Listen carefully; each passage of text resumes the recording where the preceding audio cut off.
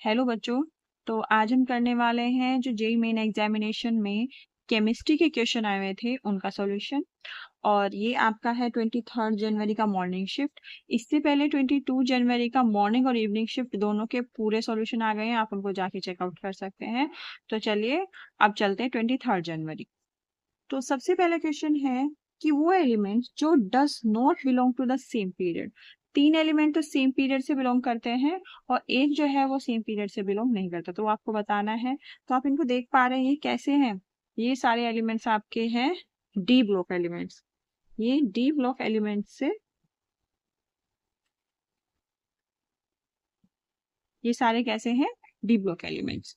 तो palladium, iridium, osmium and platinum. और D block element कौन कौन से पीरियड्स में होते हैं? ये होते हैं fourth, fifth and six period में ये आपके होते हैं। कौन से? D block element. और पहले में कौन से होते हैं? ये वाले, iron, cobalt, nickel, copper, zinc. Next वाले में आपके आते हैं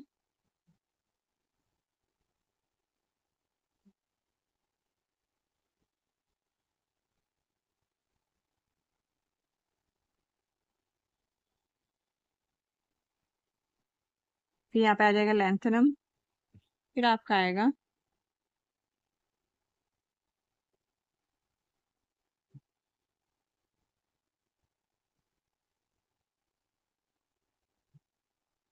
ठीक है जी। तो अब आप यहाँ से आइडेंटिफाई कर सकते हैं जो पैलेडियम है वो आपका कौन सा पीरियड से बिलोंग करता है?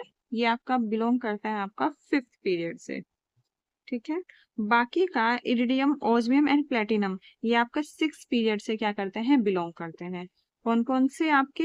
इरिडियम, ये, प्लेटिनम एंड आपका एक और हो गया इरिडियम, प्लेटिनम और ओस्मियम। तो ये आपके कौन से पीरियड से बिलोंग करते हैं? ये बिलोंग करते हैं सिक्स पीरियड। तो हमारा सिर्फ पैलेडियम ऐसा है जो आपका बिलोंग करता है फिफ्थ पीरियड से। ठीक है, चलिए अगले क्वेश्चन पे चलते हैं। डी ब्लॉक एलिमेंट को जो याद करने की ट्रिक है वो हमने एक अलग से वीडियो में दे रखे, आप उसको याद कीजिए उस ट्रिक से। वो फुल्ली खुद की बनाई हुई ट्रिक है। तो जैसे ही आप वो ये सारे एलिमेंट्स याद कर लेंगे आपको बहुत इजी हो जाएगा। इस डी ब्लॉक एलिमेंट से इस टाइप से रिलेटेड कैसा भी क्वेश्चन आए आप उसको चुटकियों में सोल्व कर लेंगे। ठीक है, तो उसके लिए इसी वीडियो के नीचे लिंक दे दिया जाएगा, आप उसको जाके चेकआउट कर सकते हैं। चलिए अगले क्वेश्चन पे चलते हैं। नेक्स्ट क्वेश्चन है heat treatment of muscular pain involves radiation of wavelength of about 900 nanometre. जब आपको मस्कुलर पेन होता है, मसल्स में पेन होता है, तो आप सिकाई करते हैं, उसी को हीट ट्रीटमेंट कहते हैं। तो उसमें जो रेडिएशन है वो इन्वॉल्व है आपका 900 नैनोमीटर। ठीक है, तो आपको बताना है कि हाइड्रोजन एटम में कौन सी स्पेक्ट्रल लाइन इसके लिए क्या है, सुटेबल है। आपको दिया गया है रिडबर्ग कांस्टेंट, एच की वैल्यू दी गई है और आपको दी गई है सी की वैल्यू। तो सबसे पहले हमें पता होना चाहिए कि जब हाइड्रोजन एटम की जो स्पेक्ट्रल लाइन स्टडी करते हैं तो उसमें क्या क्या स्टडी करते हैं। तो आपको पता है कि 5 लाइन हम स्टडी करते हैं। कौन कौन सी? हम कैसे याद करते हैं? ला, ला, बा, पा, बा, फू। तो L Y for Lyman series, B A for Balmer series, P A for Paschen series, B R A for Brackett series and P F for Pfund series.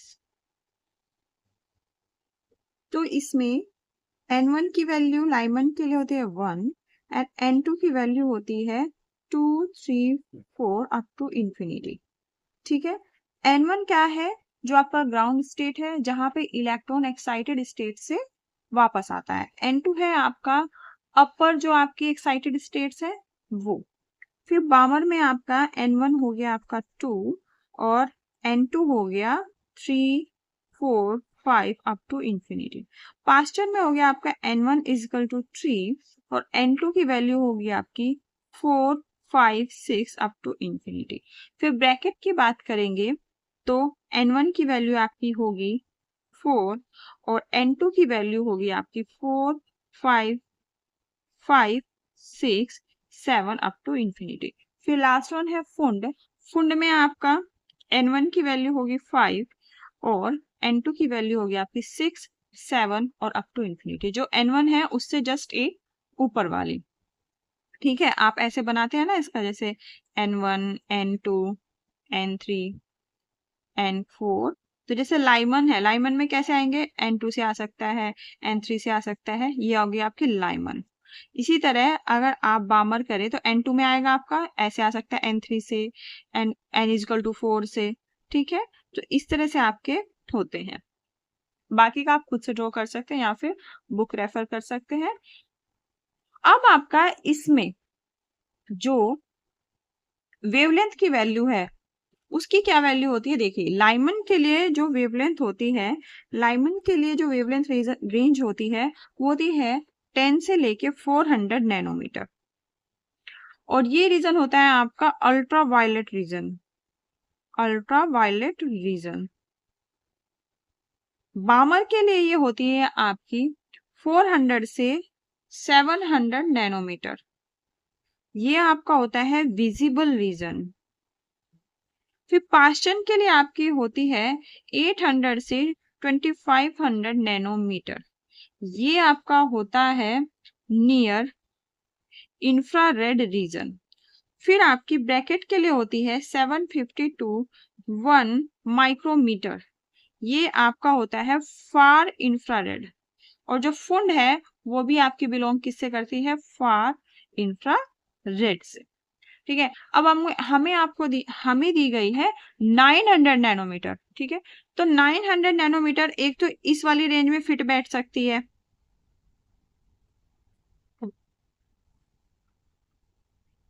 एक तो इस वाली रेंज में फिट बैठ सकती है और एक इस वाली रेंज में फिट बैठ सकती है।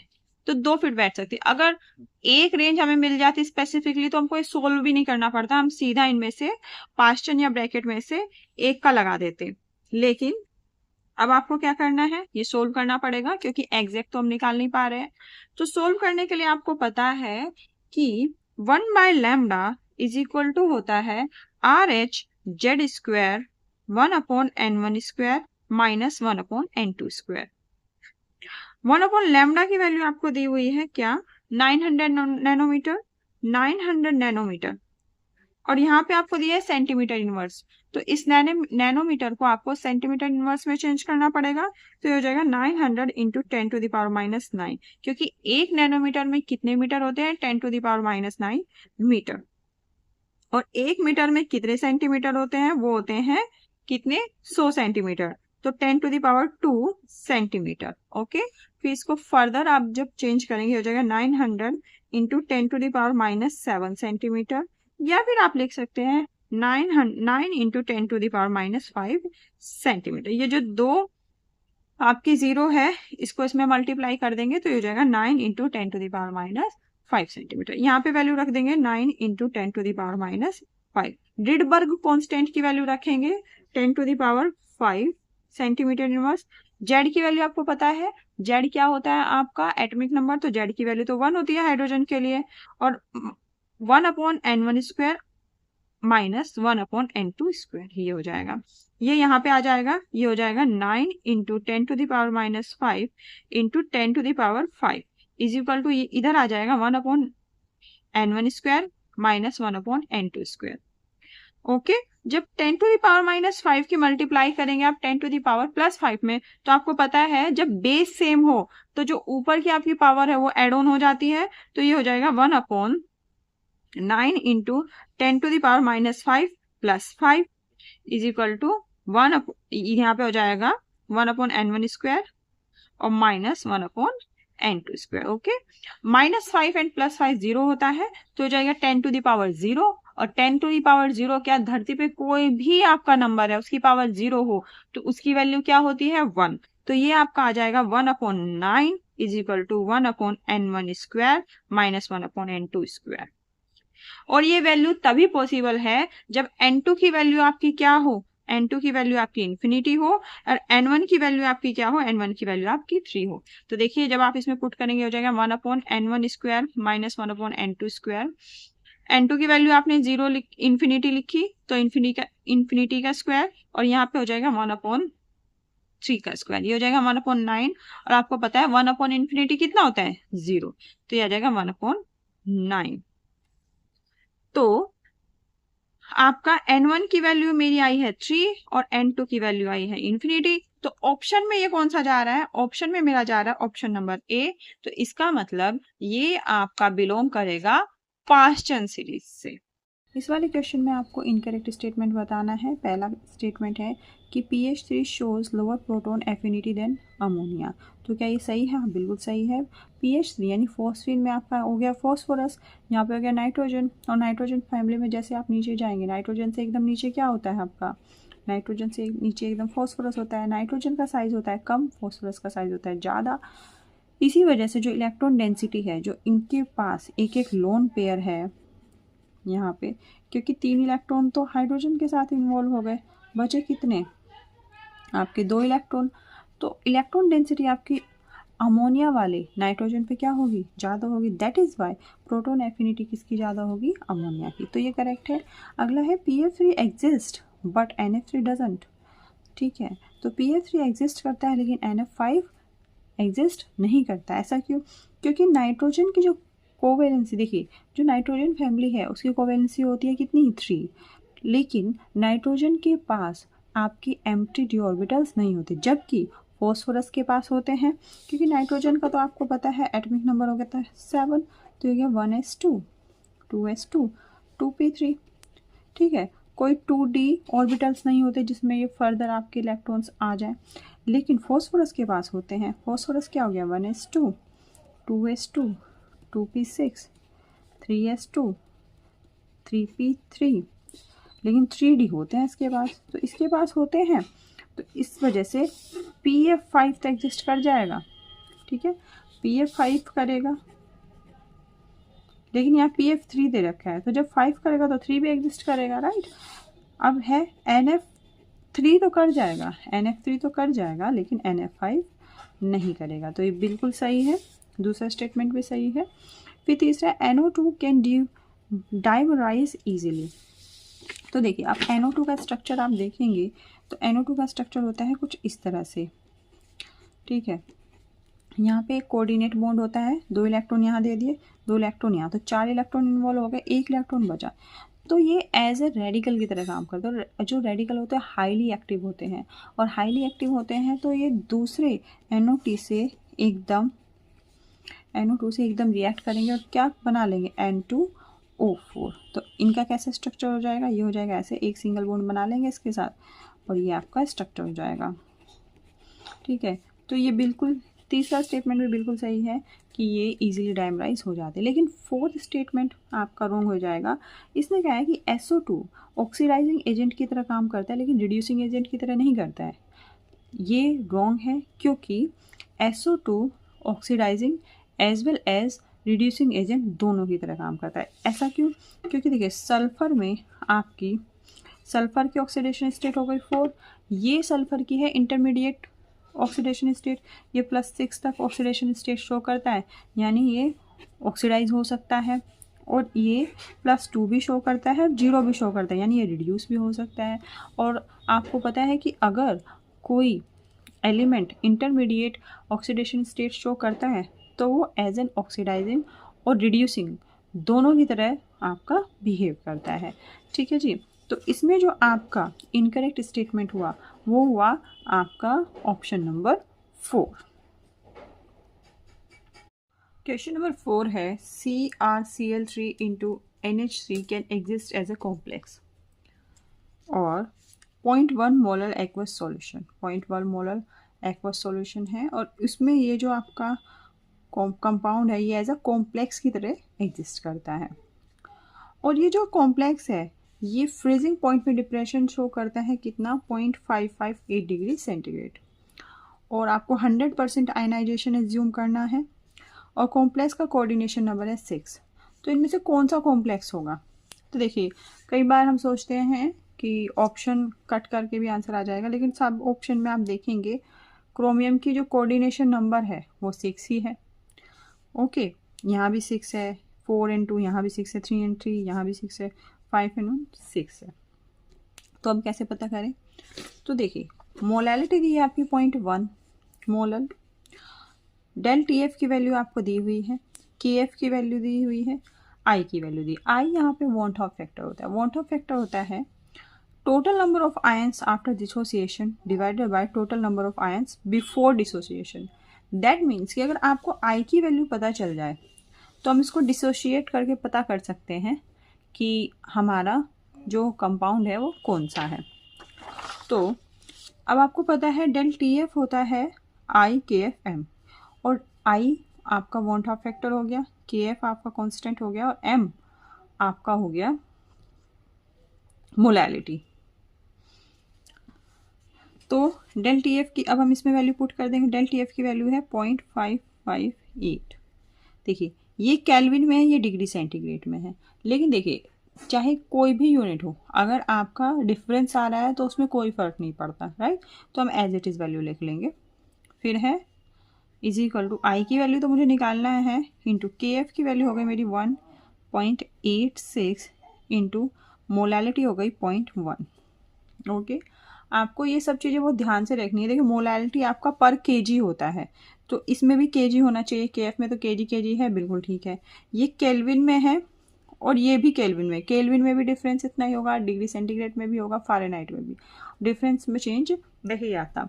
तो ये इधर केल्विन में हो गया, यहाँ पे आपका हो गया केल्विन केजी पर मोल, और ये आपका हो गया मोल पर केजी। तो कोई दिक्कत नहीं है, यूनिट सारे सॉर्ट आउट है। यहाँ से हम आई की वैल्यू निकालेंगे तो यहाँ से आई की वैल्यू आपकी आएगी 3, यानी कि आई की वैल्यू 3 आएगी। इसका मतलब टोटल नंबर ऑफ आयंस है आफ्टर डिसोसिएशन शुड बी 3। तो कौन सा होगा? अब आप देखिए इनमें से कौन सा आपका सही बैठ रहा है। इसमें कितने आयंस होंगे? देखो ये होगा आपका फर्स्ट वन वाला होगा ऐसे सी आर, जब आप इसको आयनाइज करेंगे सी आर एन एच का whole 6 3 positive and 3 C L minus. कितने आयंस होंगे? 4। तो ये तो नहीं है, हमारे होने चाहिए आई की वैल्यू 3। इसमें देखिए जब इसको करेंगे आप, ये हो जाएगा आपका NH3 का होल 4 Cl2 पॉजिटिव और प्लस Cl माइनस। कितने आयंस हो गए? 2। तो ये भी नहीं है, थर्ड ऑप्शन पे आ जाइए।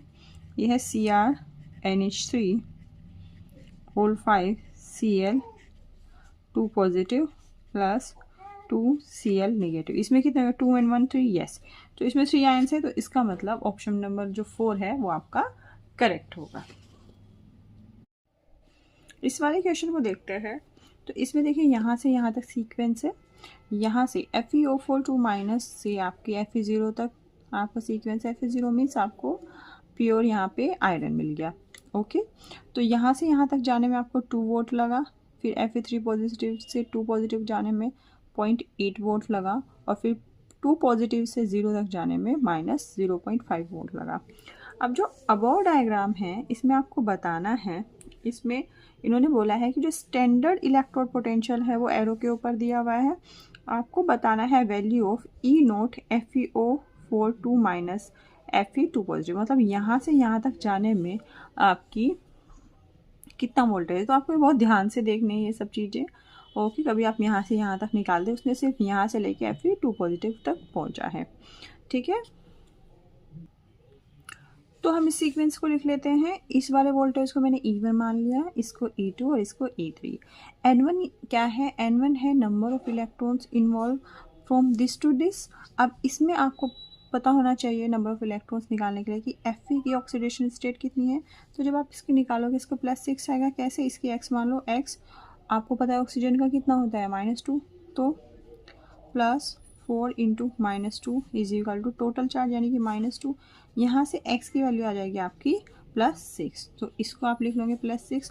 तो यहाँ पे इन दोनों का डिफरेंस कितना है? 6 - 3 कितना हुआ? 3। N2 कितना हुआ? 3 - 2। देखिए 3 - 2 कितने नंबर ऑफ इलेक्ट्रॉन चेंज हुए? यहाँ पे आया आपका 1। और N3 कितना है? 2 - 0, यहाँ पे आया 2।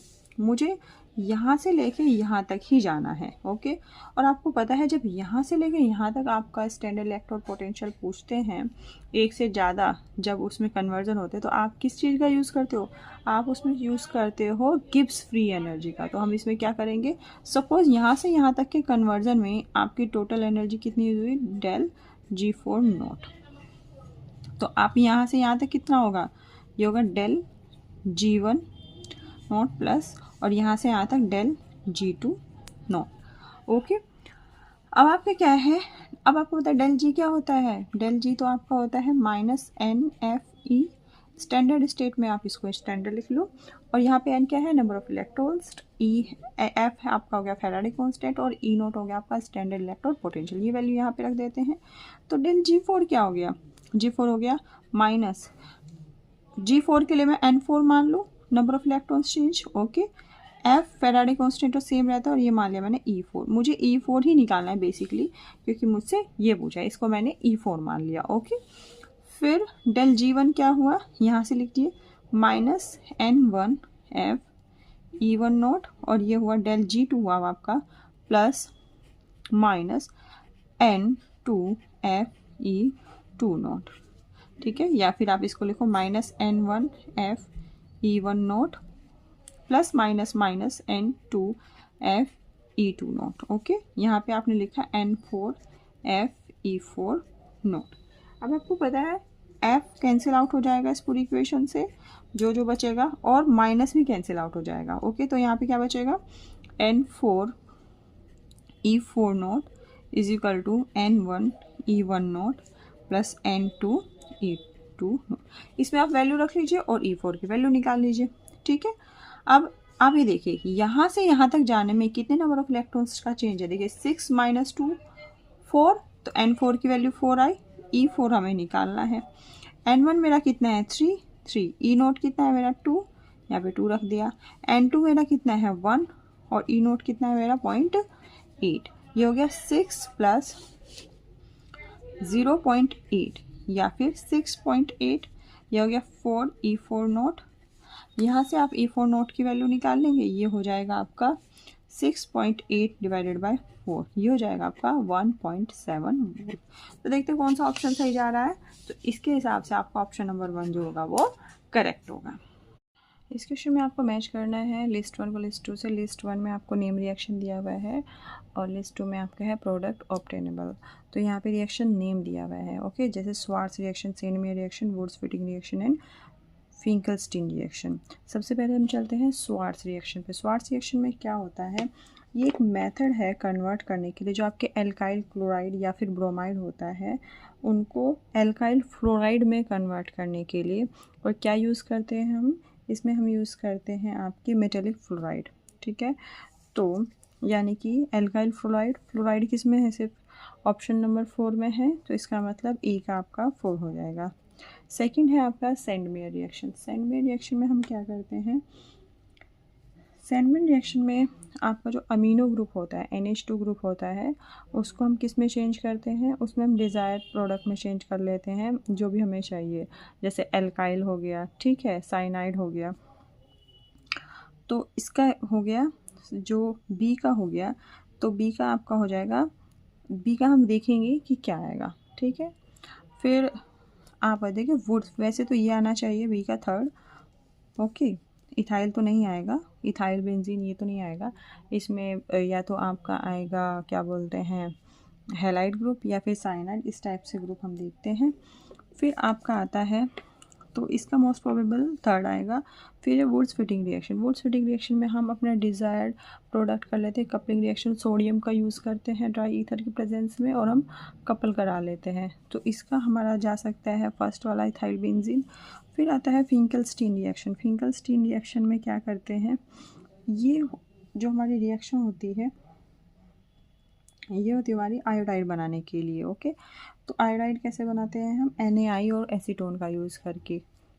तो इसका हमारा सेकंड जा रहा है। ये तो हमारा मोटा मोटा है। अब हम क्या करते हैं, इनको डिटेल में पढ़ते हैं। पहले देखते हैं हम स्वार्ट्ज रिएक्शन। तो स्वार्ट्स रिएक्शन में हमने क्या देखा, आपका एल्काइल हैलाइड देखा और इसमें हमने मेटल फ्लोराइड यूज़ किया। मेटल फ्लोराइड कौन से आपके हो सकते हैं, एंटीमनी फ्लोराइड, एंटीमनी ट्राइफ्लोराइड हो सकता है, सिल्वर फ्लोराइड हो सकता है, आपका Hg2F2 हो सकता है, COF2 हो सकता है। तो आपको क्या करना है, तो ये आपका जहाँ फ्लोराइड है आप उसको चेक कर लेंगे। तो फ्लोराइड तो मेरा 4 में बन रहा है, तो बिल्कुल फिक्स है कि फर्स्ट का आपका 4 ही होगा, राइट। अब चलते हैं अगला सेंडमेयर रिएक्शन में। सेंडमेयर रिएक्शन में हम क्या करते हैं कि पहले जो हमारा अमीनो ग्रुप है उसको हम डाइज़ोनियम साल्ट में कन्वर्ट कर देते हैं। तो डाइज़ोनियम साल्ट में कन्वर्ट करने के लिए हम NaNO2 और HX यूज़ करते हैं। फिर डाइज़ोनियम साल्ट यूज़ करने के बाद हम इसमें CuX यूज़ करते हैं, इसको आपको सब्स्टिट्यूट करने के लिए, जो आपका ये डाइज़ोनियम ग्रुप है। तो X यहाँ पे आपका कोई भी हैलाइड भी हो सकता है और आपका साइनाइड भी हो सकता है। तो हमें आपका ऑप्शन में दिया हुआ है सायानोबेंजीन, तो यस, अगर यहाँ पे CN है तो ये सायानोबेंजीन बन जाएगा।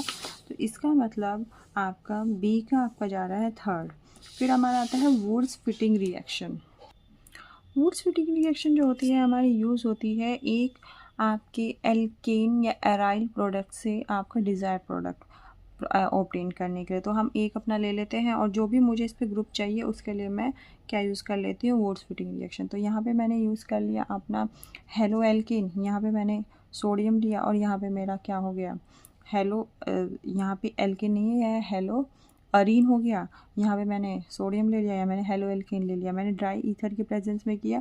तो जो 2NaX है ये आपका रिमूव हो जाएगा और ये दोनों क्या हो जाएंगे, कपल हो जाएंगे और ये बन जाएगा प्लस 2NaX। तो ये किस में मिल रहा है, इथाइल बेंजीन, यानी कि R अगर C2H5 हो तो इसका मतलब ये प्रोडक्ट बनेगा। इसका मतलब जो आपका C है उसका क्या बनेगा, 1। फिर लास्ट में हमारा आता है फिंकलस्टीन रिएक्शन। फिंकलस्टीन रिएक्शन में आपको क्या करना है, एल्काइल हैलाइड लिया मैंने, उसकी सोडियम आयोडाइड से रिएक्शन करा दी एसीटोन के प्रेजेंस में और मेरा क्या बन गया, एल्काइल आयोडाइड। तो इसमें आप एसीटोन के प्रेजेंस में, और याद रहे कि जो आपका R ग्रुप है, जो आपका एल्काइल ग्रुप है, तो ये प्राइमरी होना चाहिए या सेकेंडरी होना चाहिए, और X यहाँ पे क्लोरीन या ब्रोमीन में से ही होगा, ठीक है।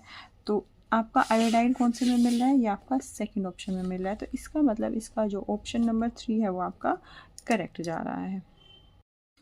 इस क्वेश्चन में 2 स्टेटमेंट्स दिए हुए हैं, आपको बताना है कौन सा सही है कौन सा गलत है। पहला है statement 1, fructose does not contain an aldehyde group but still reduces Tollens reagent, के सही है।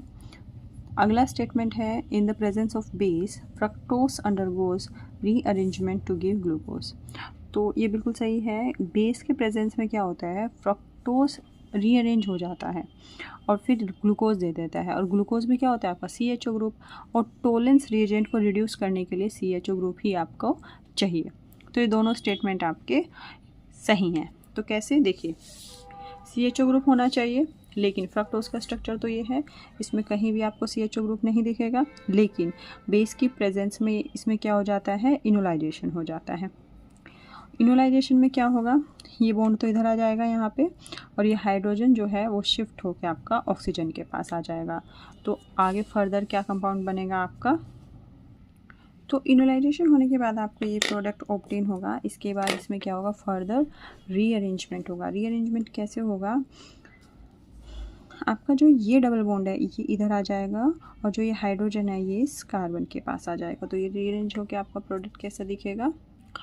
अब ये वाला जो प्रोडक्ट है, देखो, अगर ये हाइड्रोजन आपका इधर कनेक्ट होता है यानी कि लेफ़्ट साइड, तो ये आपका बन जाएगा डी ग्लूकोज, ओके। और अगर ये राइट साइड जाता है तो ये आपका बन जाएगा डी मैनोस। लेकिन इन दोनों में आपको CHO ग्रुप एकदम क्लियरली दिख रहा है, तो इसका मतलब अब ये दोनों क्या हो जाएंगे, रिड्यूस हो जाएंगे। कैसे, इनकी रिएक्शन अगर आप टॉलरेंस रिएजेंट से कर देंगे, टॉलरेंस रिएजेंट से कर देंगे, टॉलरेंस रिएजेंट आपका क्या होता है, ये AgNH3 का होल ट्वाइस, यहाँ पे ये आपका टॉलरेंस रिएजेंट है। तो ये जो ग्रुप है इसको रिड्यूस कर देंगे और इसको रिड्यूस करके क्या दे देंगे, सिल्वर मिरर। तो कैसे रिड्यूस करेंगे इसको, ये दोनों ग्रुप। तो देखिए, सिंस हमारे क्वेश्चन में इसने बोला है कि रीअरेंजमेंट के बाद ग्लूकोज देता है, तो बिल्कुल सही। तो सिर्फ ग्लूकोज वाले को हम करके दिखा देते हैं कि ग्लूकोज वाले से कैसे रिड्यूस होगा टॉलरेंस रिएजेंट। तो इससे आपका रिएक्शन इससे होगा, CHO ग्रुप किस में चेंज हो जाएगा, COONH4 पॉजिटिव में, ठीक है। और ये जो सिल्वर है ये आगे आके आपके क्या हो जाएगा, इसमें से अलग हो जाएगा, तो आपको क्या मिलेगा, सिल्वर मिरर हो जाएगा, मिरर मिलेगा। ठीक है, तो इसका जो ऑप्शन है, यानी कि दोनों स्टेटमेंट आपके करेक्ट है, तो इसका ऑप्शन आपका ऑप्शन नंबर 2 इसमें करेक्ट होगा। इस क्वेश्चन में है 2.8 into 10⁻³ mole of CO2 is left after removing 10⁻21 molecules from its XMG sample. The mass of CO2 taken initially आपका मास कितना है। ओके, तो इसने बोला है कि XMG इनिशियली लिया था, यानी इनिशियली XMG है, तो इन शॉर्ट हमें X की वैल्यू निकालनी है। तो सबसे पहले हम इसको कैसे निकालेंगे, हम इसको मोल कंसेप्ट से निकालेंगे, मोल निकालेंगे। तो मोल्स अगर आप इनिशियली देखें, इनिशियली मोल देखें तो आपके होंगे कितना, मोल्स क्या होता है, mass in gram divided by molar mass. तो mass x divided by CO2 का मोलर मास कितना होता है 44, और सिंस ये मिलीग्राम में, इसको जब ग्राम में चेंज करेंगे ये आ जाएगा 10⁻³ ग्राम। अब आगे मास मोल्स जो है रिमूव्ड कितने हुए, 10⁻21 मॉलिक्यूल्स किए थे। तो अगर मैं 10⁻21 को एवोगैड्रो नंबर से डिवाइड कर दूँ तो मेरे नंबर ऑफ मोल्स आ जाएंगे। ओके, तो मोल्स लेफ्ट कितने हुए, इनिशियल में से अगर मैं रिमूव्ड हटा दूँ तो मोल्स लेफ्ट आ जाएंगे। तो moles initial minus moles left. ठीक है जी, फिर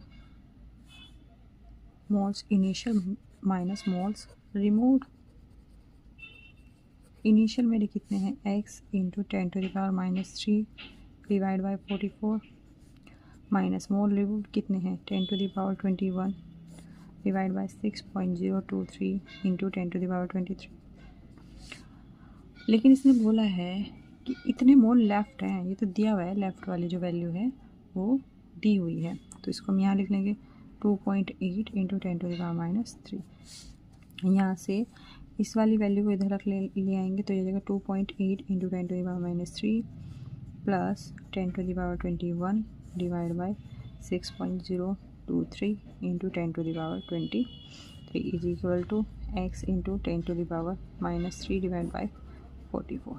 इसकी मल्टीप्लाई इसमें करके ऐड कर देंगे तो क्या होगा 2.8 इंटू 10⁻³ इंटू 6.023 इंटू 10⁻23 और प्लस 10⁻21 और इसके होल के डिवाइड में आ जाएगा आपका 6.023 इंटू 10⁻23 और यहाँ पे आपका आ जाएगा x इंटू 10⁻³ डिवाइड बाई 44। तो देखिए 23 माइनस 3 कितना हो जाएगा आपका 20 और 2.8 इंटू 6.023 इसकी वैल्यू क्या होगी, इसकी वैल्यू आएगी 26 पॉइंट इसकी वैल्यू होगी 16.85 इंटू 10⁻20 प्लस 10⁻21 डिवाइड बाय हो जाएगा 6.023 इंटू 10⁻23 इज इक्वल टू जो ऊपर वाली टर्म्स है।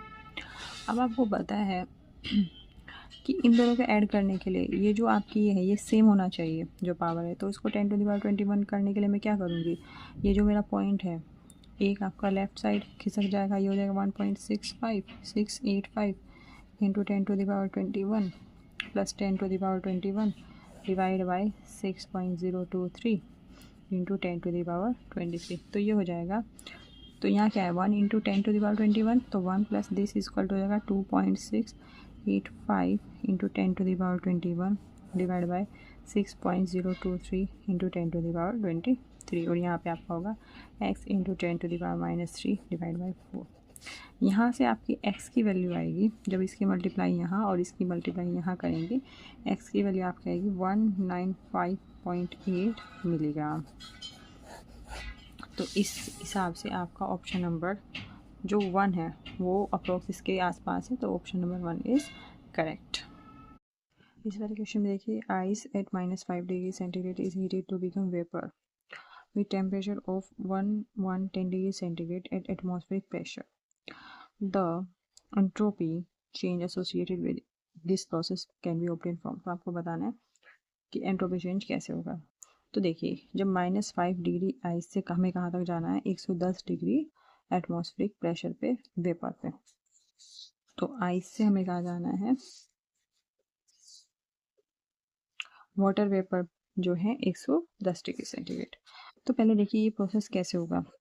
तो आइस जैसे -5 डिग्री सेंटीग्रेड है, पहले आइस आपका चला जाएगा जब आप इसको खुला छोड़ेंगे 0 डिग्री सेंटीग्रेड तक। ठीक है, तो 0 डिग्री सेंटीग्रेड तक जाएगा, आइस से आइस बन जाएगा। फिर यहाँ भी आइस रहेगा, फिर ये क्या होगा, आइस मेल्ट होगा। तो यहाँ पे क्या बन जाएगा, आइस वाटर बन जाएगा 0 डिग्री सेंटीग्रेड। इनको साइड बाई साइड हम क्या करते हैं, अपना केल्विन यूनिट में रखते हैं। तो इसको केल्विन में अगर मैं कन्वर्ट करूँगी तो 273 प्लस -5 अगर मैं ऐसे कर लूँ तो केल्विन में हो जाएगा। तो ये इसकी वैल्यू आएगा 268 केल्विन। यहाँ पे आएगी 273 केल्विन, यहाँ पे आएगी 273 केल्विन। फिर जैसे ही वाटर 0 डिग्री सेंटीग्रेड पे आया, फिर हम इसको गर्म करेंगे और गर्म करेंगे 100 डिग्री सेंटीग्रेड तक, क्योंकि 100 डिग्री सेंटीग्रेड तक ये वेपराइज नहीं होता, तो यहाँ तक गर्म कर लेंगे। तो 100 डिग्री सेंटीग्रेड यानी 373 केल्विन तक मैं इसको गर्म कर लूँगी। जैसे ही मैं इसको गर्म करूँगी, एक स्टेज ऐसे आएगी 100 डिग्री सेंटीग्रेड पे कि ये क्या होना शुरू हो जाएगा, ये वेपराइज शुरू होना हो जाएगा। तो यहाँ पे जो ये वाटर है ये वेपराइज होना शुरू हो जाएगा। ठीक है, कितने पे, 100 डिग्री सेंटीग्रेड पे ही। ओके, फिर इसके बाद क्या है, अब इस जो वेपर्स हैं इनका टेम्परेचर बढ़ेगा। इनका टेम्परेचर बढ़ा दिया इन्होंने क्या, 110 डिग्री सेंटीग्रेड, यानी कि इन्होंने क्या कर दिया, इसको 110 डिग्री सेंटीग्रेड कर दिया, यानी 100 प्लस यानी 110 डिग्री सेंटीग्रेड, ये पहुंचाना है 383 केल्विन। अब देखिए ऑप्शन में आप मैच कीजिए, जब -5 डिग्री सेंटीग्रेड से 0 डिग्री सेंटीग्रेड है तो आपका कैसे आएगा एंट्रोपी चेंज, डेल एस, ये डेल S1 है, ये डेल S2 है, ये डेल S3 है, डेल S4 है, ये डेल S5 है। तो डेल S1 क्या होगा मेरा, डेल S1 मेरा होगा आपका 268 केल्विन से 273 केल्विन, क्योंकि यहाँ पे मेरा टेम्परेचर चेंज है। जब टेम्परेचर चेंज है तो आप ये फॉर्मूला लगाएंगे और आप आ जाएगा CPM divide by T into DT, इसका ये आ जाएगा, राइट। फिर यहाँ पे देखिए, यहाँ पे टेम्परेचर चेंज नहीं है, यहाँ पे आपकी जो फेज चेंज, तो फेज चेंज के लिए मैं क्या लगाऊंगी, del H of fusion upon del H of fusion upon TF, जो टेम्परेचर है फ्यूजन का, फ्यूजन टेम्परेचर यहाँ पे क्या है 273 केल्विन। तो डेल S2 मेरा ये हो गया। ओके, फिर डेल S3 देखिए, यहाँ पे मेरा टेम्परेचर चेंज हो गया, तो टेम्परेचर चेंज किया, फिर आप ये फॉर्मूला लगाइए 273 केल्विन से 373 केल्विन, यहाँ पे CPM divide by T into DT, ये हो गया डेल S3। ये मैं आधा डेल S लगा देती हूँ, ठीक है। ये डेल S1 हो गया, ये डेल S2 हो गया, ये डेल S3 हो गया। फिर डेल S4 के लिए देखिए, यहाँ पे टेम्परेचर चेंज नहीं है, यहाँ पे आपका क्या चेंज है, यहाँ आपकी फेज चेंज है। तो आप यहाँ पे लगाओगे del H of vaporisation divide by temperature, और वेपराइजेशन के लिए हम कौन सा टेम्परेचर यूज करते हैं, बॉइलिंग पॉइंट, ये हो जाएगा आपका TB। फिर हमारा फाइनल आ जाता है आपका डेल S5, इसमें 100 डिग्री सेंटीग्रेड से 110, मतलब इसको फर्दर वेपराइजेशन होने लगा, फर्दर हम टेम्परेचर बढ़ा रहे हैं, टेम्परेचर चेंज हो रहा है, तो फिर से आपका ये फॉर्मूला लगेगा कहाँ से, 373 केल्विन से 383 केल्विन, यहाँ पे आप लिखोगे CPM divide by T into DT। अब देखिए ये आपका ऑप्शन कहाँ से मैच हो रहा है, तो अगर आप ऑप्शन नंबर 2 में देखेंगे तो ये पूरा ऑप्शन यहाँ से आपका मैच कर जाएगा। इसमें क्या है, ये पहले दे दिया कंफ्यूज करने के लिए, तो आपको सीधे चीज़ें पता होनी चाहिए तो आप कंफ्यूज नहीं होंगे। इस वाले क्वेश्चन में आपको बताना है, एक CO2 कॉम्प्लेक्स है जिसका मैग्नेटिक मोमेंट इतना है, उसकी इलेक्ट्रॉनिक कॉन्फ़िगरेशन क्या होगी। आपको पता है जो कोबाल्ट होता है वो क्या होता है, उसका इलेक्ट्रॉनिक कॉन्फ़िगरेशन क्या होता है, 3d7 और आपका 4s2। सिंस CO2 है दैट मीन्स CO2 पॉजिटिव है, तो ये वाले इलेक्ट्रॉन गायब हो जाएंगे, तो CO 2 पॉजिटिव का क्या होगा इलेक्ट्रॉनिक कॉन्फ़िगरेशन 3d7, राइट। तो आप इसको सिंस ऑक्टाहेड्रल है, ऑक्टाहेड्रल मेंशन किया हुआ है तो T2G रखो, Eg रखो। इसमें 2 इलेक्ट्रॉनिक कॉन्फ़िगरेशन आपकी हो सकती है, या तो फीलिंग ऐसे होगी 1 2 3 4 5 6 7, तो यह नंबर ऑफ अनपेयर्ड इलेक्ट्रॉन कितने हुए 3, या फिर ये ऐसे होगी 1 2 3 4 5 6 7, यहाँ पे नंबर ऑफ अनपेयर्ड इलेक्ट्रॉन कितना हुआ 1। तो आपको कैसे पता चलेगा, ये तो आपका हुआ T2G5 Eg2 और ये आपका हुआ T2G6 Eg1। तो आपको कैसे पता चलेगा कि कौन सा है, ये आपको जो वैल्यू दी हुई है 3.95 इससे, क्योंकि जो स्पिन ओनली मैग्नेटिक मोमेंट है वो क्या होता है n+2 मोर मैग्नेटॉन, राइट। इसमें आप ये आपका 3.95, इसमें नंबर ऑफ अनपेयर्ड इलेक्ट्रॉन कितने हैं 3, तो n की जगह आप 3 रख के देखेंगे, 3 + 2 ये हो जाएगा 3 2 5 5 एंड 5 × 3 ये हो जाएगा √50। तो √15 की वैल्यू अप्रॉक्सीमेट इतनी ही आएगी। तो इसका मतलब आपकी जो इलेक्ट्रॉनिक कॉन्फ़िगरेशन है ये करेक्ट है। अगर इसमें आप 1 रखें, इसमें तो अनपेयर्ड इलेक्ट्रॉन सिर्फ 1 है, तो 1 और 1 + 2 3, तो ये हो जाएगा √3। √3 की वैल्यू तो 1.732 होती है, तो वो तो म्यू की वैल्यू नहीं है। तो इसका मतलब जो इसकी करेक्ट इलेक्ट्रॉनिक कॉन्फ़िगरेशन है वो आपके आएगी ऑप्शन नंबर 3 में। इसमें आपको बताना है कौन सा कॉम्प्लेक्स फेशियल मेरिडाइनल टाइप का आइसोमेरिज्म शो करेगा। तो Me3B3 आपके इस टाइप के जो कॉम्प्लेक्स होते हैं वो क्या शो करते हैं, फेशियल मेरिडायनल। तो इसमें से देखिए कौन सा है, देखिए अगर आप CONH3 का होल थ्राइस Cl3 की बात करेंगे तो ये कैसा है, M4 आपका मेटल हो गया, ये A भी क्या हो गया आपके लिगेंड्स हो गए, तो अमोनिया की जगह A, तो इसका थ्राइस 3 और B हो गया आपका क्लोरीन की जगह, तो ये पहला ही जा रहा है जो आपका फेशियल मेरिडायनल टाइप का आपका क्या होगा, कॉम्प्लेक्स होगा। इस वाले क्वेश्चन को देखिए, इसमें आपको बताना है मेजर प्रोडक्ट। तो आप देख पा रहे हैं CH3 CH2 CHO, ये आपका एक एल्डिहाइड है, इसकी रिएक्शन करानी है आपको एक्सेस HCHO से, और एल्केली की प्रेजेंस में आप इसको कर देंगे क्या, रिफ्लेक्स। तो सबसे पहले आपका क्या करना है कि आप इस वाले मॉलिक्यूल को देखिए, इसमें आपके अल्फा हाइड्रोजन है जबकि इसमें अल्फा हाइड्रोजन नहीं है।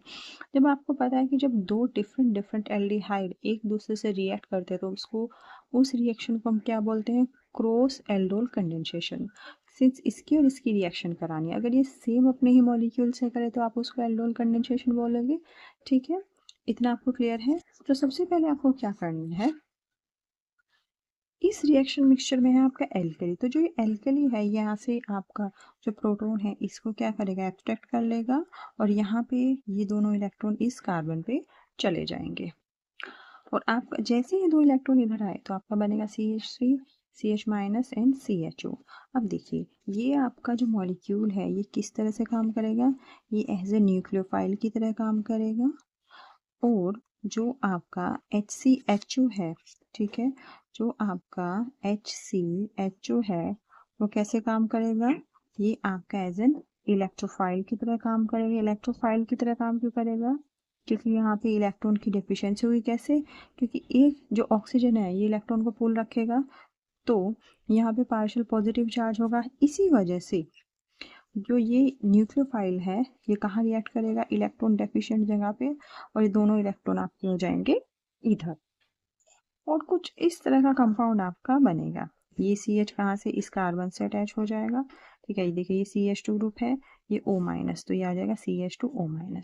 इसी तरह जो आपका फर्दर ये बचा हुआ जो हाइड्रोजन है इसको भी L के लिए एक्सट्रैक्ट कर लेगा, और इसकी जगह भी क्या अटैच हो जाएगा, ये हो जाएगा, यहाँ पे माइनस चार्ज आ जाएगा, फर्दर इस पे अटैक करेगा, और यहाँ पे भी आपका क्या आ जाएगा, CH2O-।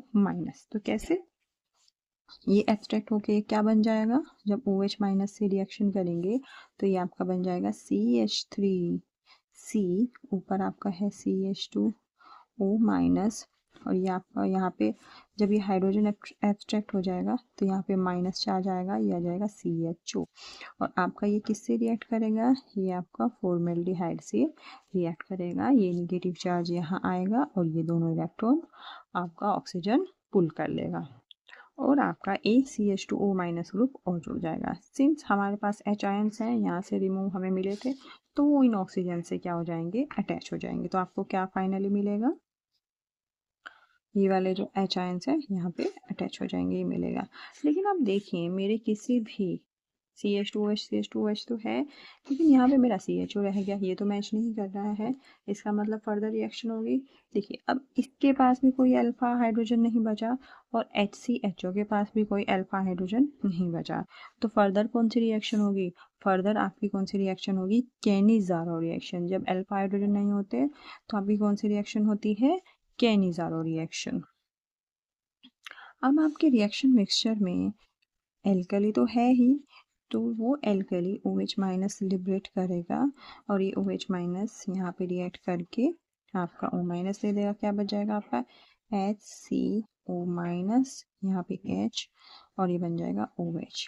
तो अगर ये आपके इलेक्ट्रॉन वापस यहाँ पे आए, क्योंकि वापस यहाँ पे आए, तो आपका क्या होगा, कोई ग्रुप इनमें से रिमूव होगा, या तो OH या आपके दोनों H में से एक।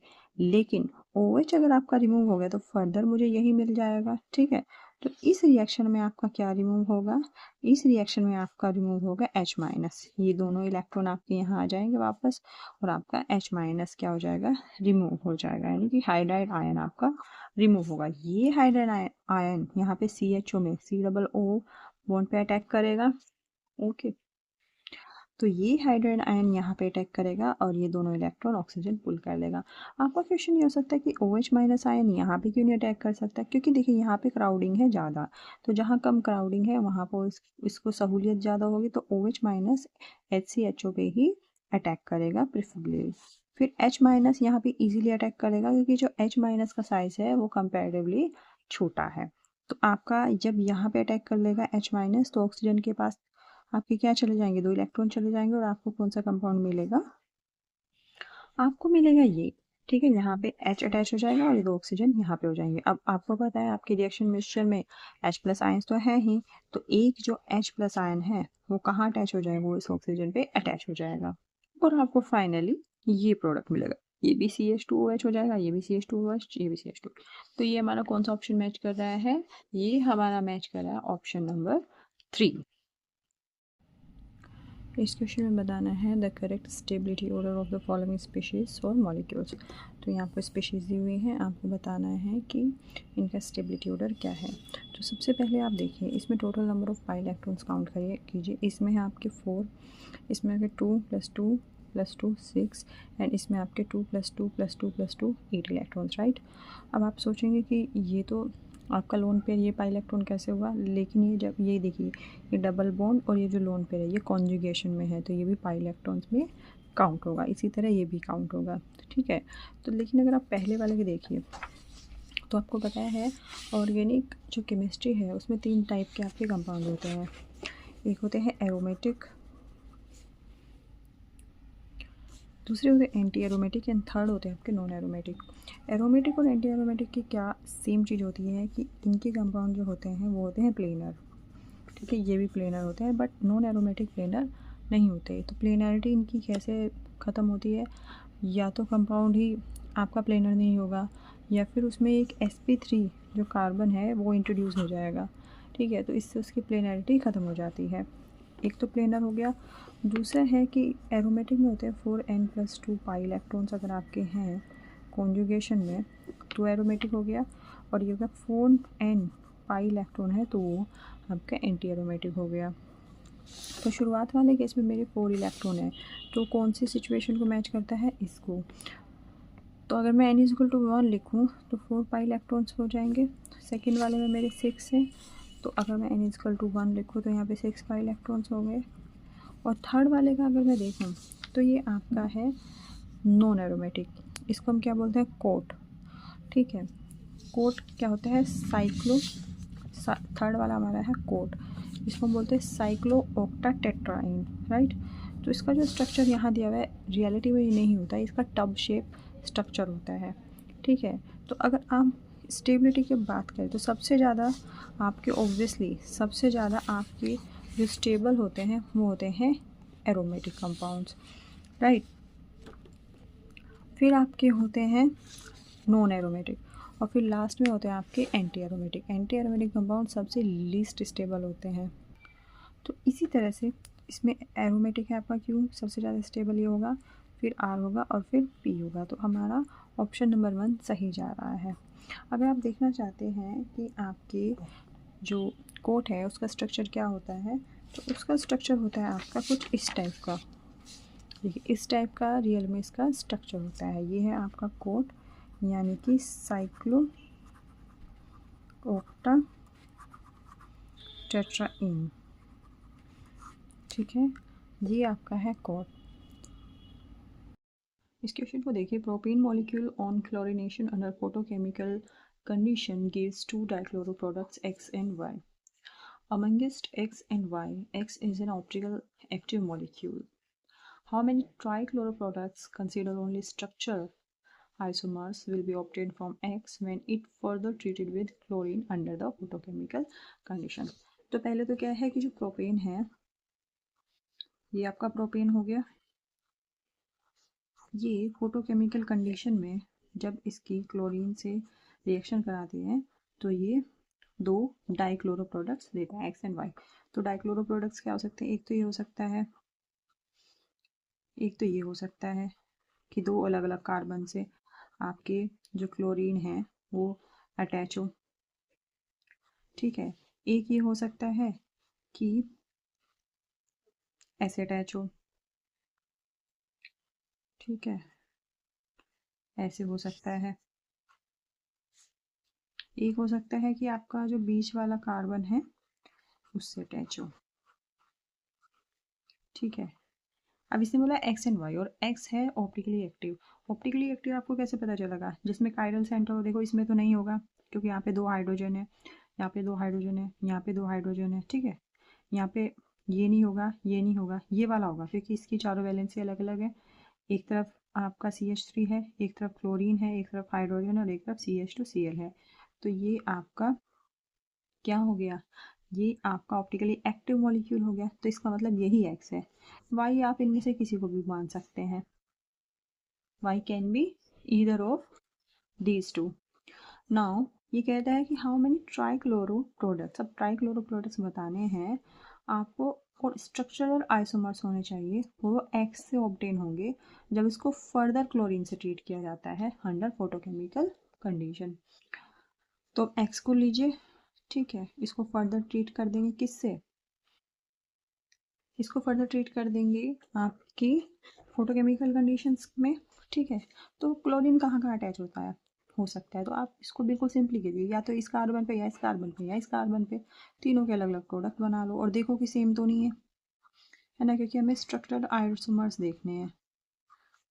तो एक तो ये हो सकता है, अगर मैं फर्स्ट वाले कार्बन पे देखूं, अगर सेकंड वाले पे देखूं तो आपका क्या हो सकता है, ये हो सकता है,